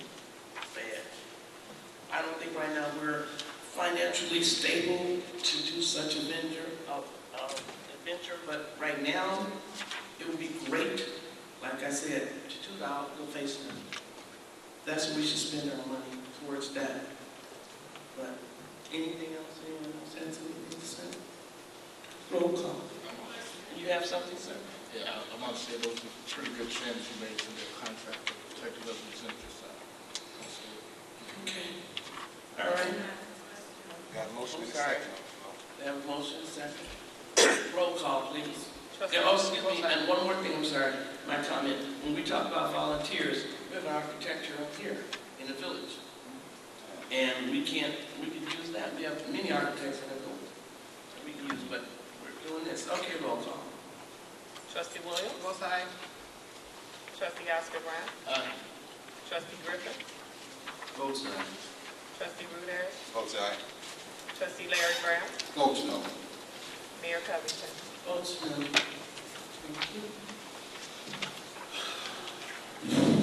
Jesus. Resolution approving an extension of the intergovernment agreement with the Village of Park Forest to allow the use and occupancy of the driving range and clubhouse at the Hidden Meadow Golf Course. Is there a motion? So moved. Moved by Trustee Rudez, second. Second. Second by Trustee Larry Brown.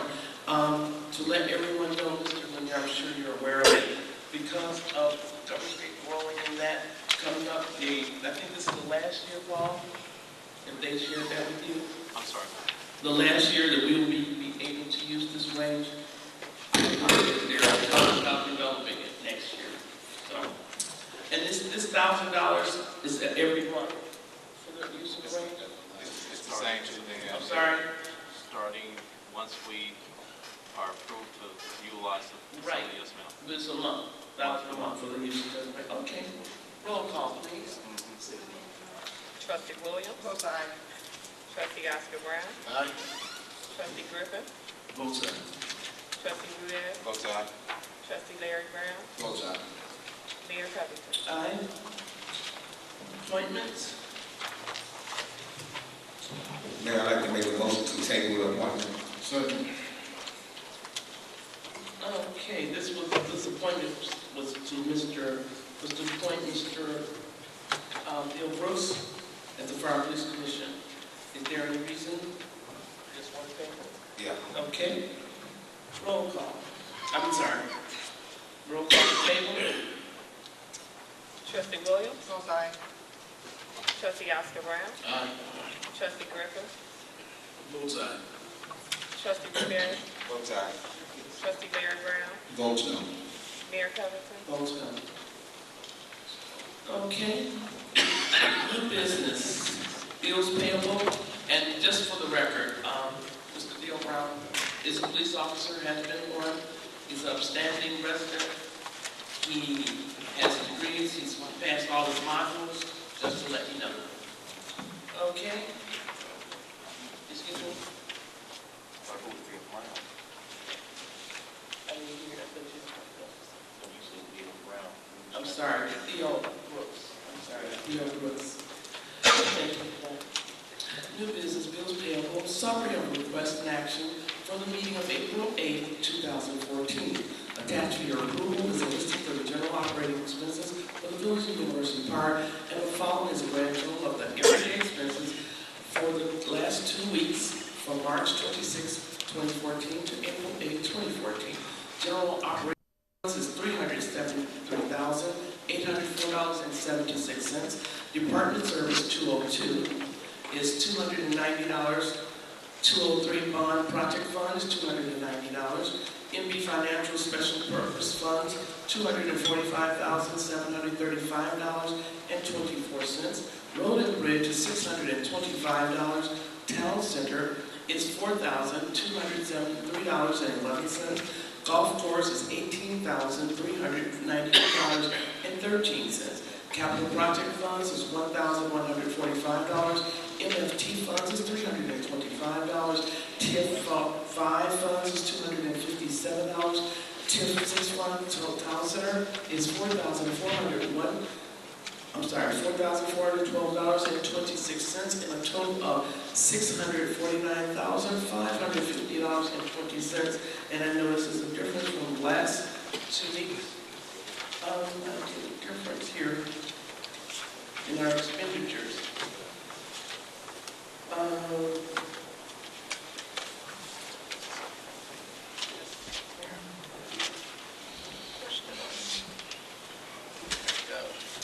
$479,211.70.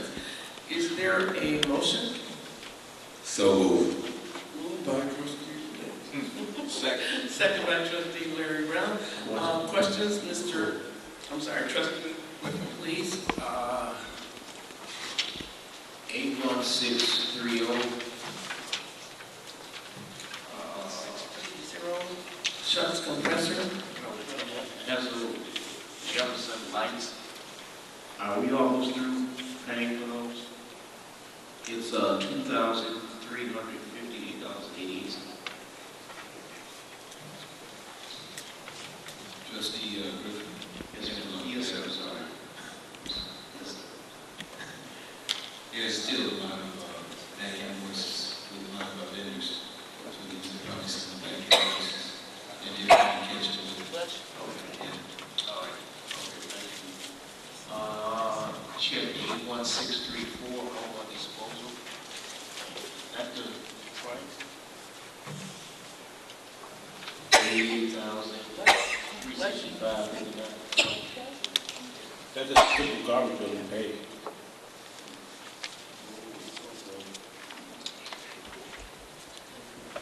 And check 81638. Is that coming out of the funds of Fairway Estates? That is. That's right. You're talking about the playground and the... No, not the playground. Not the playground. That's street improvement. Street improvement. Okay, all right. Thank you. Any others? Roll call, please. Trustee Williams? Both sides. Trustee Oscar Brown? Trustee Griffin? Votes aye. Trustee Rudak? Votes aye to pay the bills. Trustee Larry Brown? Votes aye. Mayor Covington? Both sides. Thank you very much. Board of Trustees comments, trustee Ms. Williams.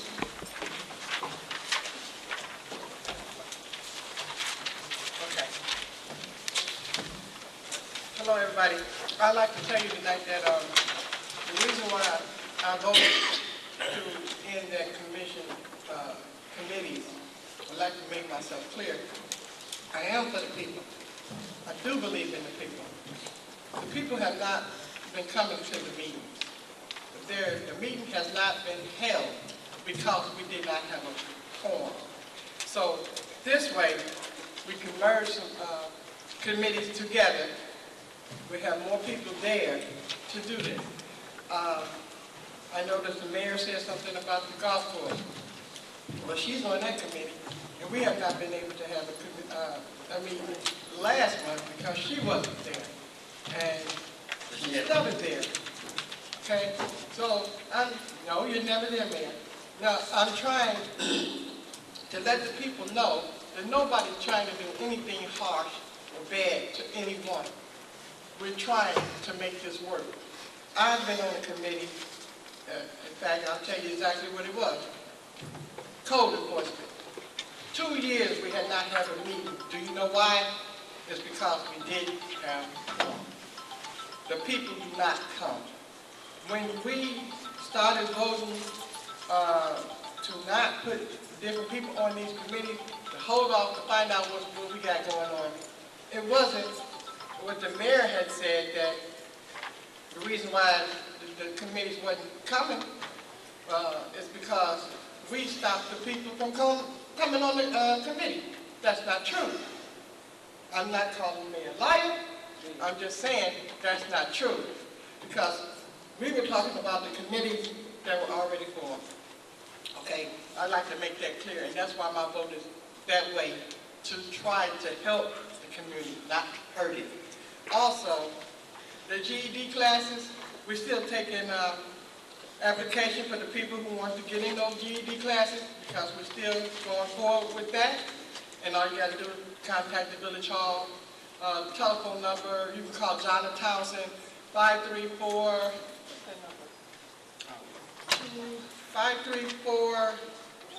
let me see, sorry, 4237. And just call that number, talk to Jonna, give her your name, telephone number, all your information, and I will get back to you as soon as the classes are started up. Also, I'm still fighting for that overpass because we need it. You know, you all know that that train gives us a problem right now when people get backed up there. Like this is a 4-year college now. We're going to have all this traffic. We got I-57. We got people coming off the exchange, I-57, coming down exchange. We will need an overpass, all right? So I'm still fighting for it. Yeah, I have people tell me, oh, it's going to take 30 years and all this. Well, it will take 30 years if you don't do anything about it. So I'm trying to do something about it. I'm going to continue to talk about it. And also that the money that I was speaking of earlier when I was talking to the manager, it's not the manager. Manager wasn't even here when we got this money. This money was money that we were supposed to match. And if you guys remember, I kept on asking, what about the money? Jerry Townsend was here at that time. What about the money? He said we still had it, we still had it. Well, we were supposed to match that money.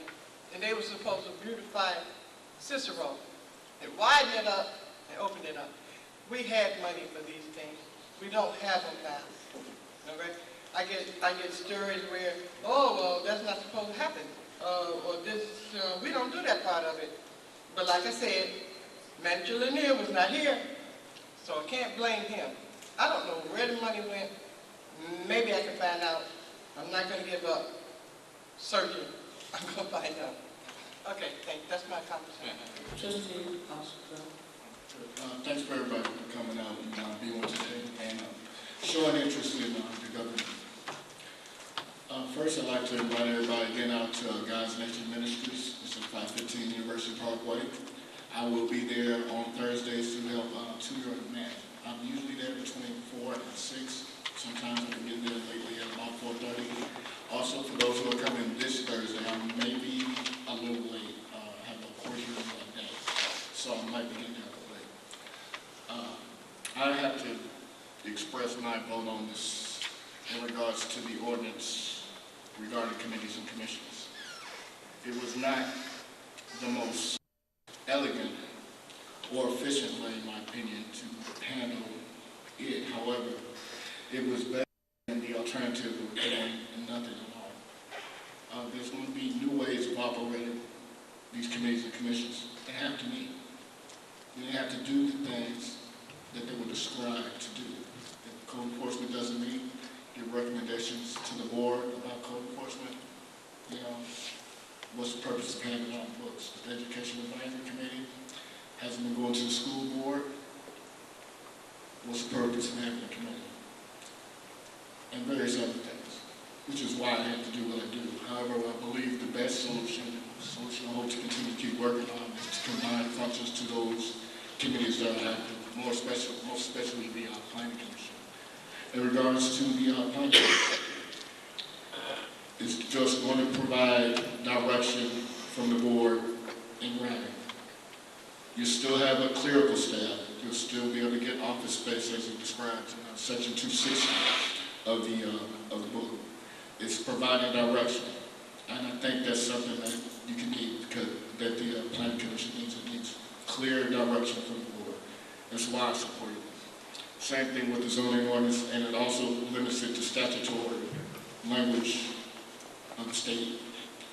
So again, they'll refine your duties and move it in a direction, with clear direction, because you have to have, in some cases, clear direction from the top, and then you take it to the soldiers. So that's what that accomplished.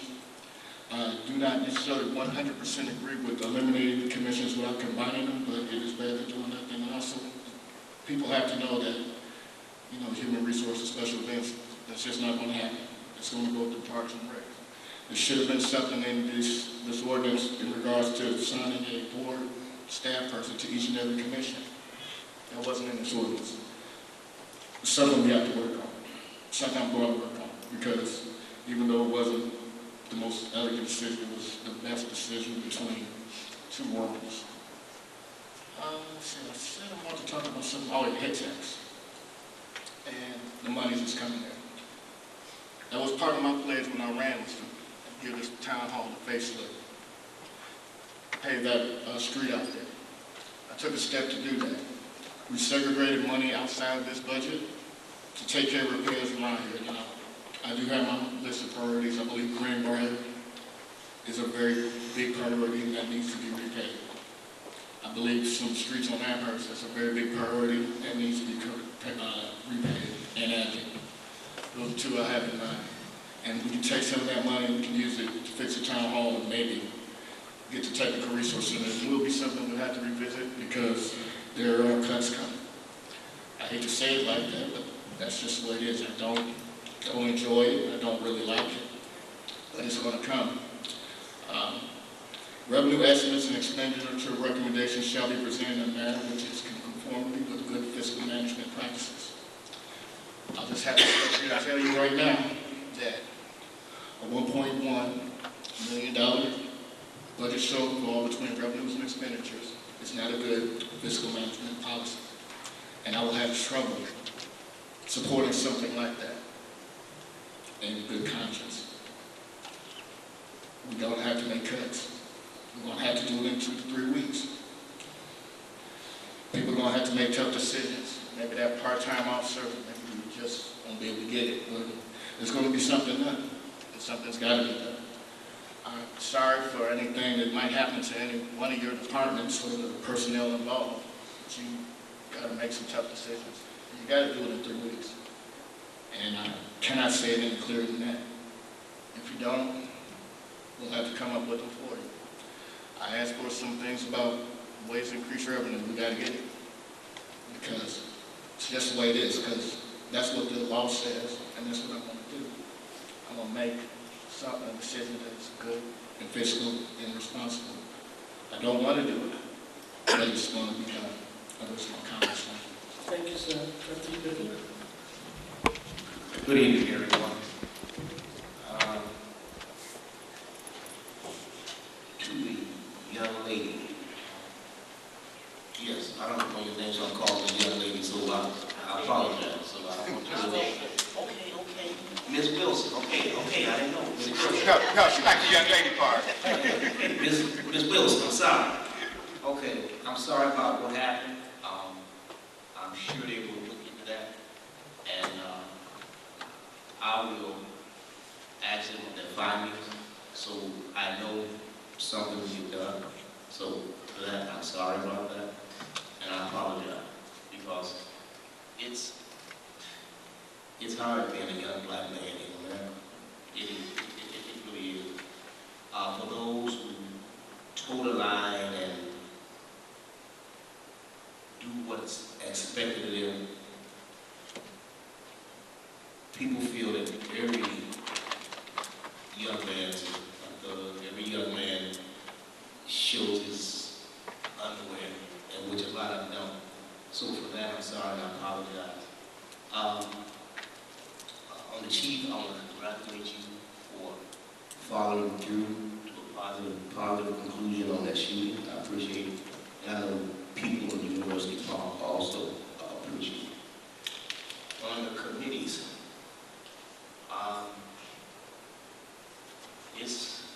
I don't know what happened. My committee haven't met. I'm still looking for people to restart my committee. They just stopped coming. Why? I have no idea. But we're going to get some people who wants to move the village forward. When I came aboard, I know I was a trustee.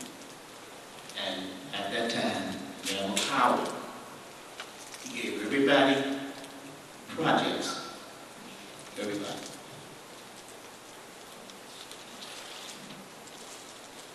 My project was road improvements. And with the help of the state legislators and IDOT and South Suburban mayors and managers, I-57 has been wet 2 weeks ago, 3 weeks ago, about 3 weeks ago. So on and off ramps, you'll start seeing those come. Then they're going to redo the road from Harmon, Risman, all the way to Cicero. They're going to put lighting and everything. We also passed an ordinance tonight, the road that is so bad up there, by the government state. We're going to fix that too, because it's in dire need. It really is. It's in dire need. We're working on it. We're going to try to fix another road, another couple of streets this year also. But like Trustee Oscar Brown said, it's going to take some cuts. We're going to have to make some cuts. Last year, I voted no on the budget. I think the last 3 budgets, I voted no. I asked for cuts, and one trustee's not here. I'm not saying it to slam him. He said, the cuts that you're making, it's not going to make a hill of lead, but that's all right. You got to start somewhere. You got to start with a cut somewhere. Look at where we at now. They didn't make no cuts, and we were right back where we started. We will have to make cuts now. You could have made the cuts then. No matter how small, you could have made them. Did nobody want to make them? Now we talking about, well, we got to make cuts. It's been there all the time. You're going to have to make cuts. It's going to be hard. But hey, that's how we're going to get up out of this. We're going to have to make cuts. Everybody's going to have to bite the bullet. On the matter of businesses, we go out to Vegas to bring businesses here. That's the only way we can bring businesses here. Sit here waiting, never happened. Never happened. When we go out there the last 3 years I've been out there, I've seen Matson has just, they keep getting stuff. They keep getting stuff. So I said, how long they been going? Well, we've been going 8, 10 years. Now they know us. Now they know us. I really feel that we're going to get more this year. We went out and had an opportunity to get 2 businesses, Subway and Burger King. A member of this board talked against us, and they backed off. You think I'm not activist with you? He never said to. Why would you hurt your own village? Why would you leave? No, I'm not going to say it. I think everybody knows. That's okay too. We're going to go back out. We're going to talk to them again. Have our plan. Have our brochure. We're going to do it. We're going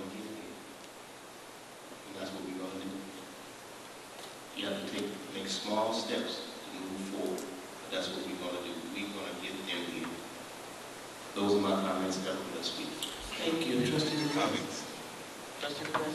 Yes, Mayor, I try to be as brief as possible. First of all, to the young lady, Ms. Wilson, you know, none of us up here want to see any person in our community harassed. And it is our job and our duty to make sure that the law is enforced in our community. We want to make sure that our young people and our residents, everyone in our community, are friendly with our police department. They have a job to do, but they still have to serve our residents because you guys do pay their salaries.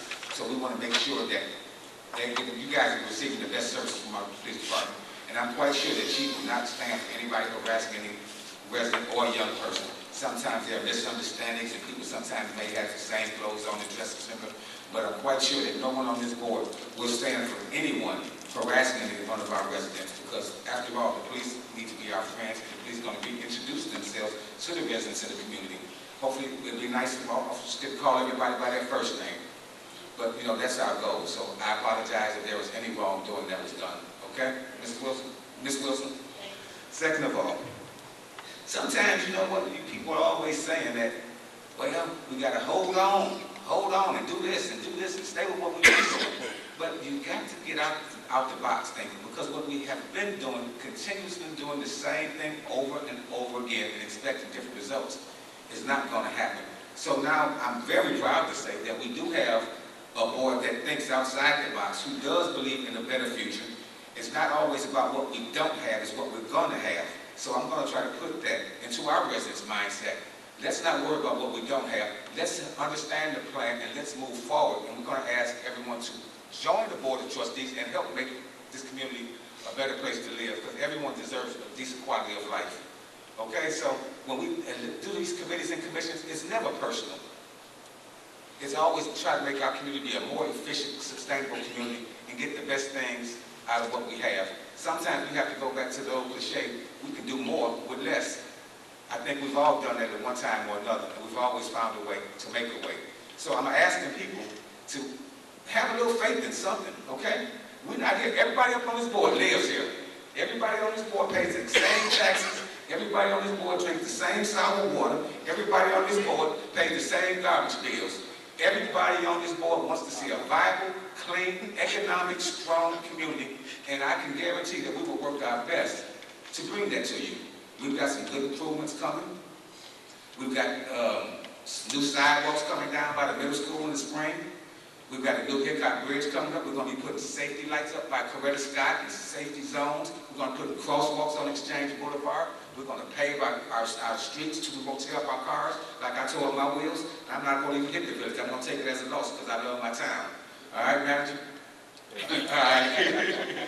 But, you know, just understand sometimes and work with us. Don't always work against us. Let's not have that crab in the barrel syndrome, because it doesn't go my way. It's not going to totally. None of us came on this board to be friends with anybody. We came here because we were elected by the people because they believed in our efforts on making this a better place. But it so happens that we have a friend, that we come to be friends, that's a good thing as well. But everybody knows University Park is a family-friendly community. Now we want to be known in the business world as a business-friendly community, and we will want to encourage growth, economic development, safety, jobs, job training when they go to the resource center. Because, you know, we got young guys out here shooting people. We got young guys out here who are lost and don't have a direction. Everybody's not going to the university. Everybody doesn't want to go to college, but everybody needs some kind of trade. As the president states, that there's job training that's necessary. Our infrastructure in our town is bad, but it's not a doomsday picture. It's something we need to work on. We need to improve our parks. We need to improve our programs. We need to lower the cost on things. We need to work on lowering our tax rate, which is kicking our butt. Because if you look around, we're the highest one in the region.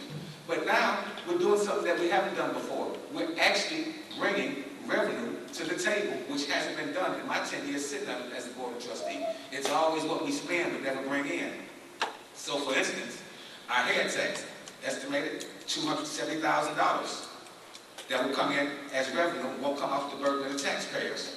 Hopefully, our gaming machines, according to the Illinois Gaming Board, produces quite a bit of revenue for municipalities. I think we'll be successful in that, and we're continuously looking for ways to enhance the quality of life in our community without bearing a burden on our taxpayers.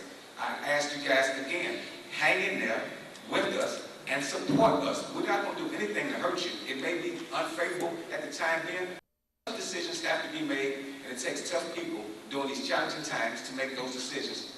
It's for the best interest of each and every one of our residents in this town. I probably ran off a lot more than I wanted to, but sometimes things need to be said. Mr. Travis, you're a great volunteer. The volunteerism is not over with. It's just beginning. So don't consider yourself as being on the outside looking in. There's no outside. The door is always open for volunteers. And if things aren't continuously working, how long are we going to continue to say we've got thousands and thousands of ordinances on the books, but we have not even the people attending them? We've got ordinances that go back to 1970 that's still on the books that are nowhere near as a functioning body. So why do we continue to carry dead weight with us? The dead weight days are over with. Better days are here. Thank you for your time. Larry Brown, Mike Stewart. Thank you. I don't know how I follow that. I just want to thank each and every one of you in attendance, viewing audience.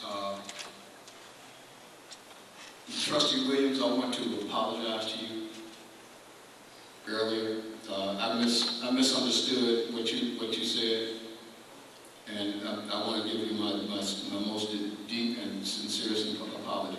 Accepted. Thank you. If you want, sing the apology to you, but you don't want to. No. I can carry it too. Let me see. You said it. Let's do it. I'm just telling you. Ms. Wilson, I congratulate you. I applaud you. Young men, young lady, you guys keep one foot in front of the other. And I think the thing that was most impressive is that when you talked about both sides of the response between the officer and his son, he remained respectful. And I think that's where we start. It all starts in the home. And sometimes we get into situations and it's the outcome is how you handle it.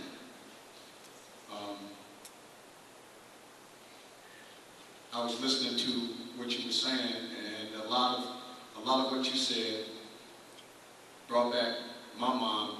Raised 5 of us. She was a single. I'm a product of a single parent, and she said a lot of the same things. You said a lot of the same things she said in reference to your children, how you were involved, how you keep track of what they do, and how they know who they'll have to answer to about certain outcomes, especially if the outcomes was part of what they did.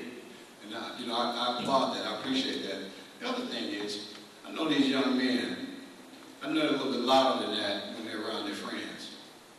But I appreciate the goals and objectives that you have of what you want to do and want to be in the future. Also want to applaud the police department for the work that they're doing. It's a hard job. It's not easy whether you're being a public servant, whether you're fire, doing public works, or patrolling this town. It's a tough job. It's a tough job.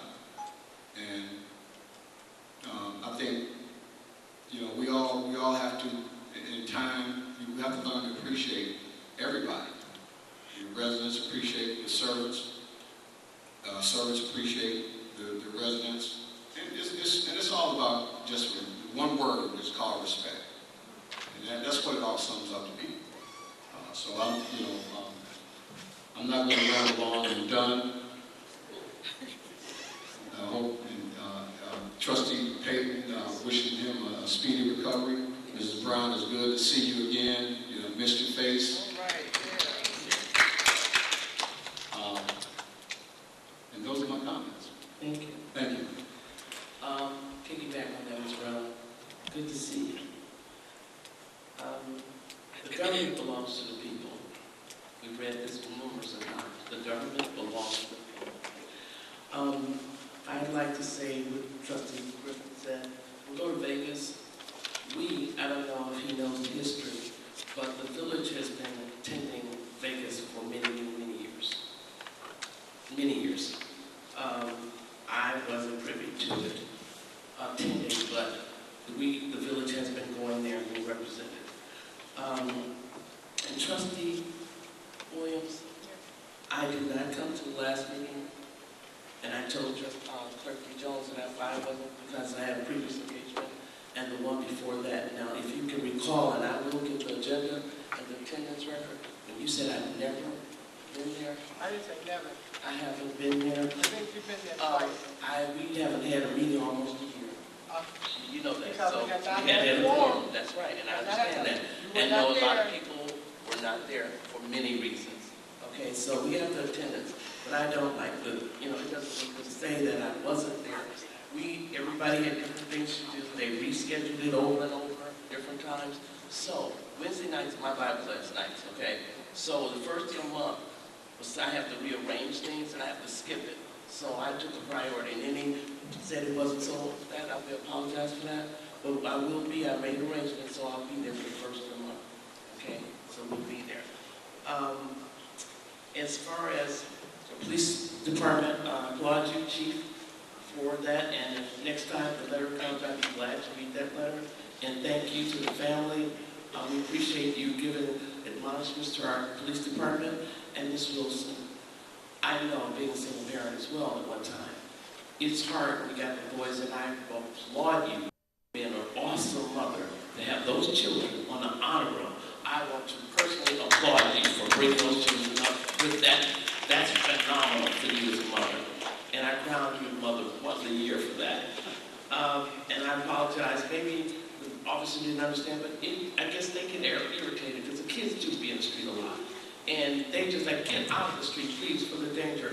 But I do understand, because I did hear that on the news about that man running around, and that would put a fear in any mother of her children, because you don't know where they're going to come next. So thank you again, Chief, for that. I appreciate that, and working with her on that. And congratulations to one of our residents. He got married, Mr. PTL Company. He got married, I forgot his wife, I forgot her name. But they got married Sunday, so that was really, really nice. And also congratulations to our Congresswoman, Robin Kelly, for the 14th year anniversary of her delicate balance.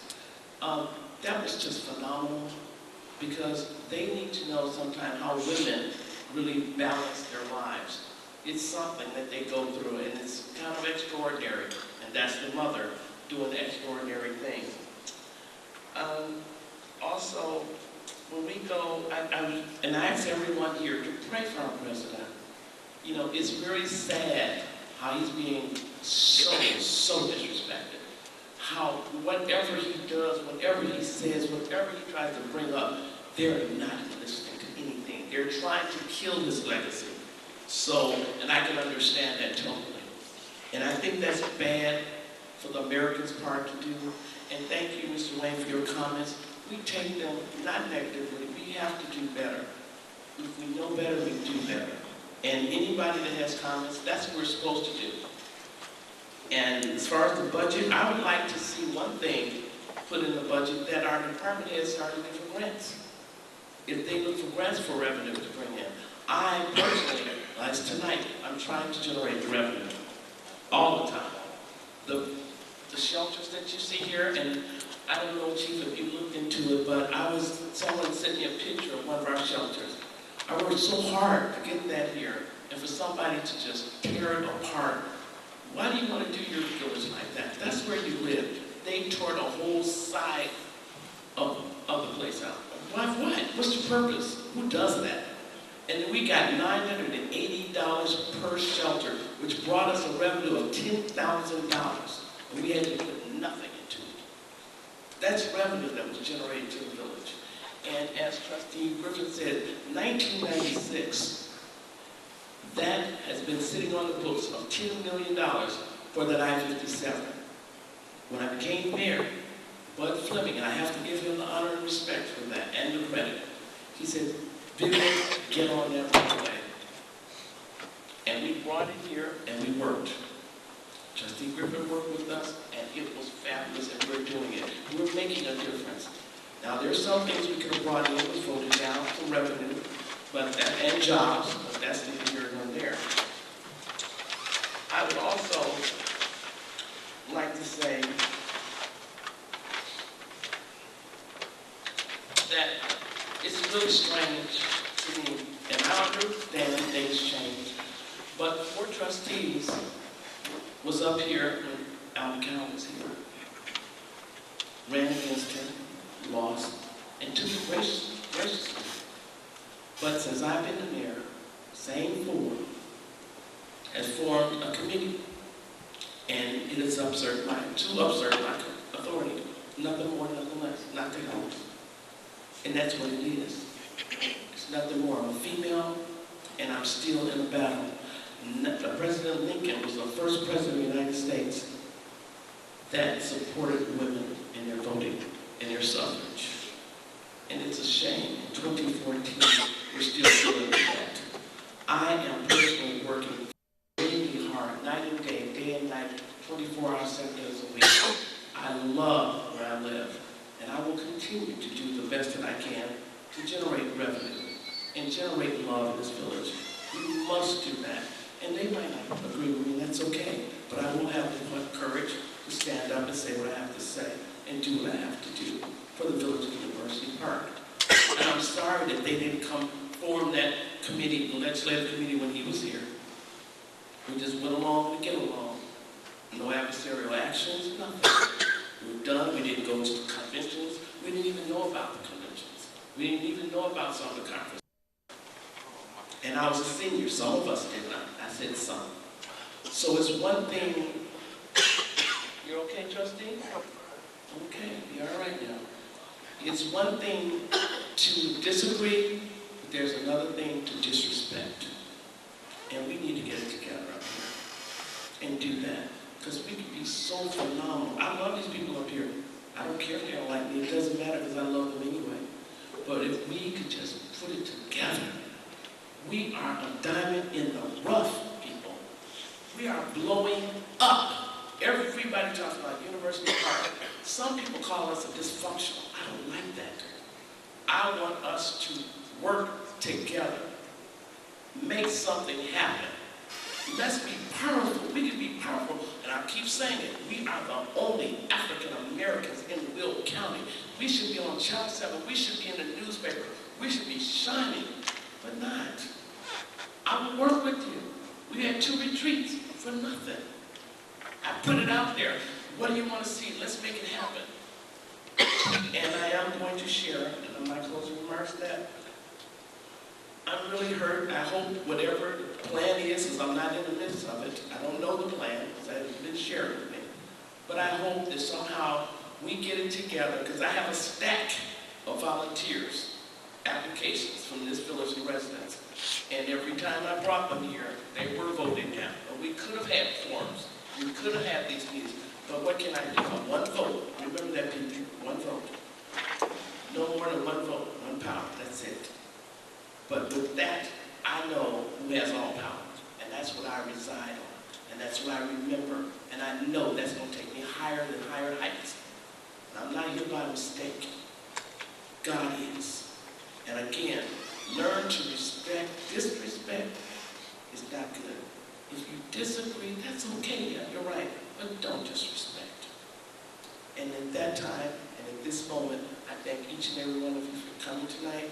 God bless you. Keep us in your prayer, and especially Mr. Payton and Ms. Williams and the others that we do not know about. And again, I applaud you, Ms. Wilson, and God bless you and your family. And may I have an option for adjournment, please? So moved. The motion. Second. Second.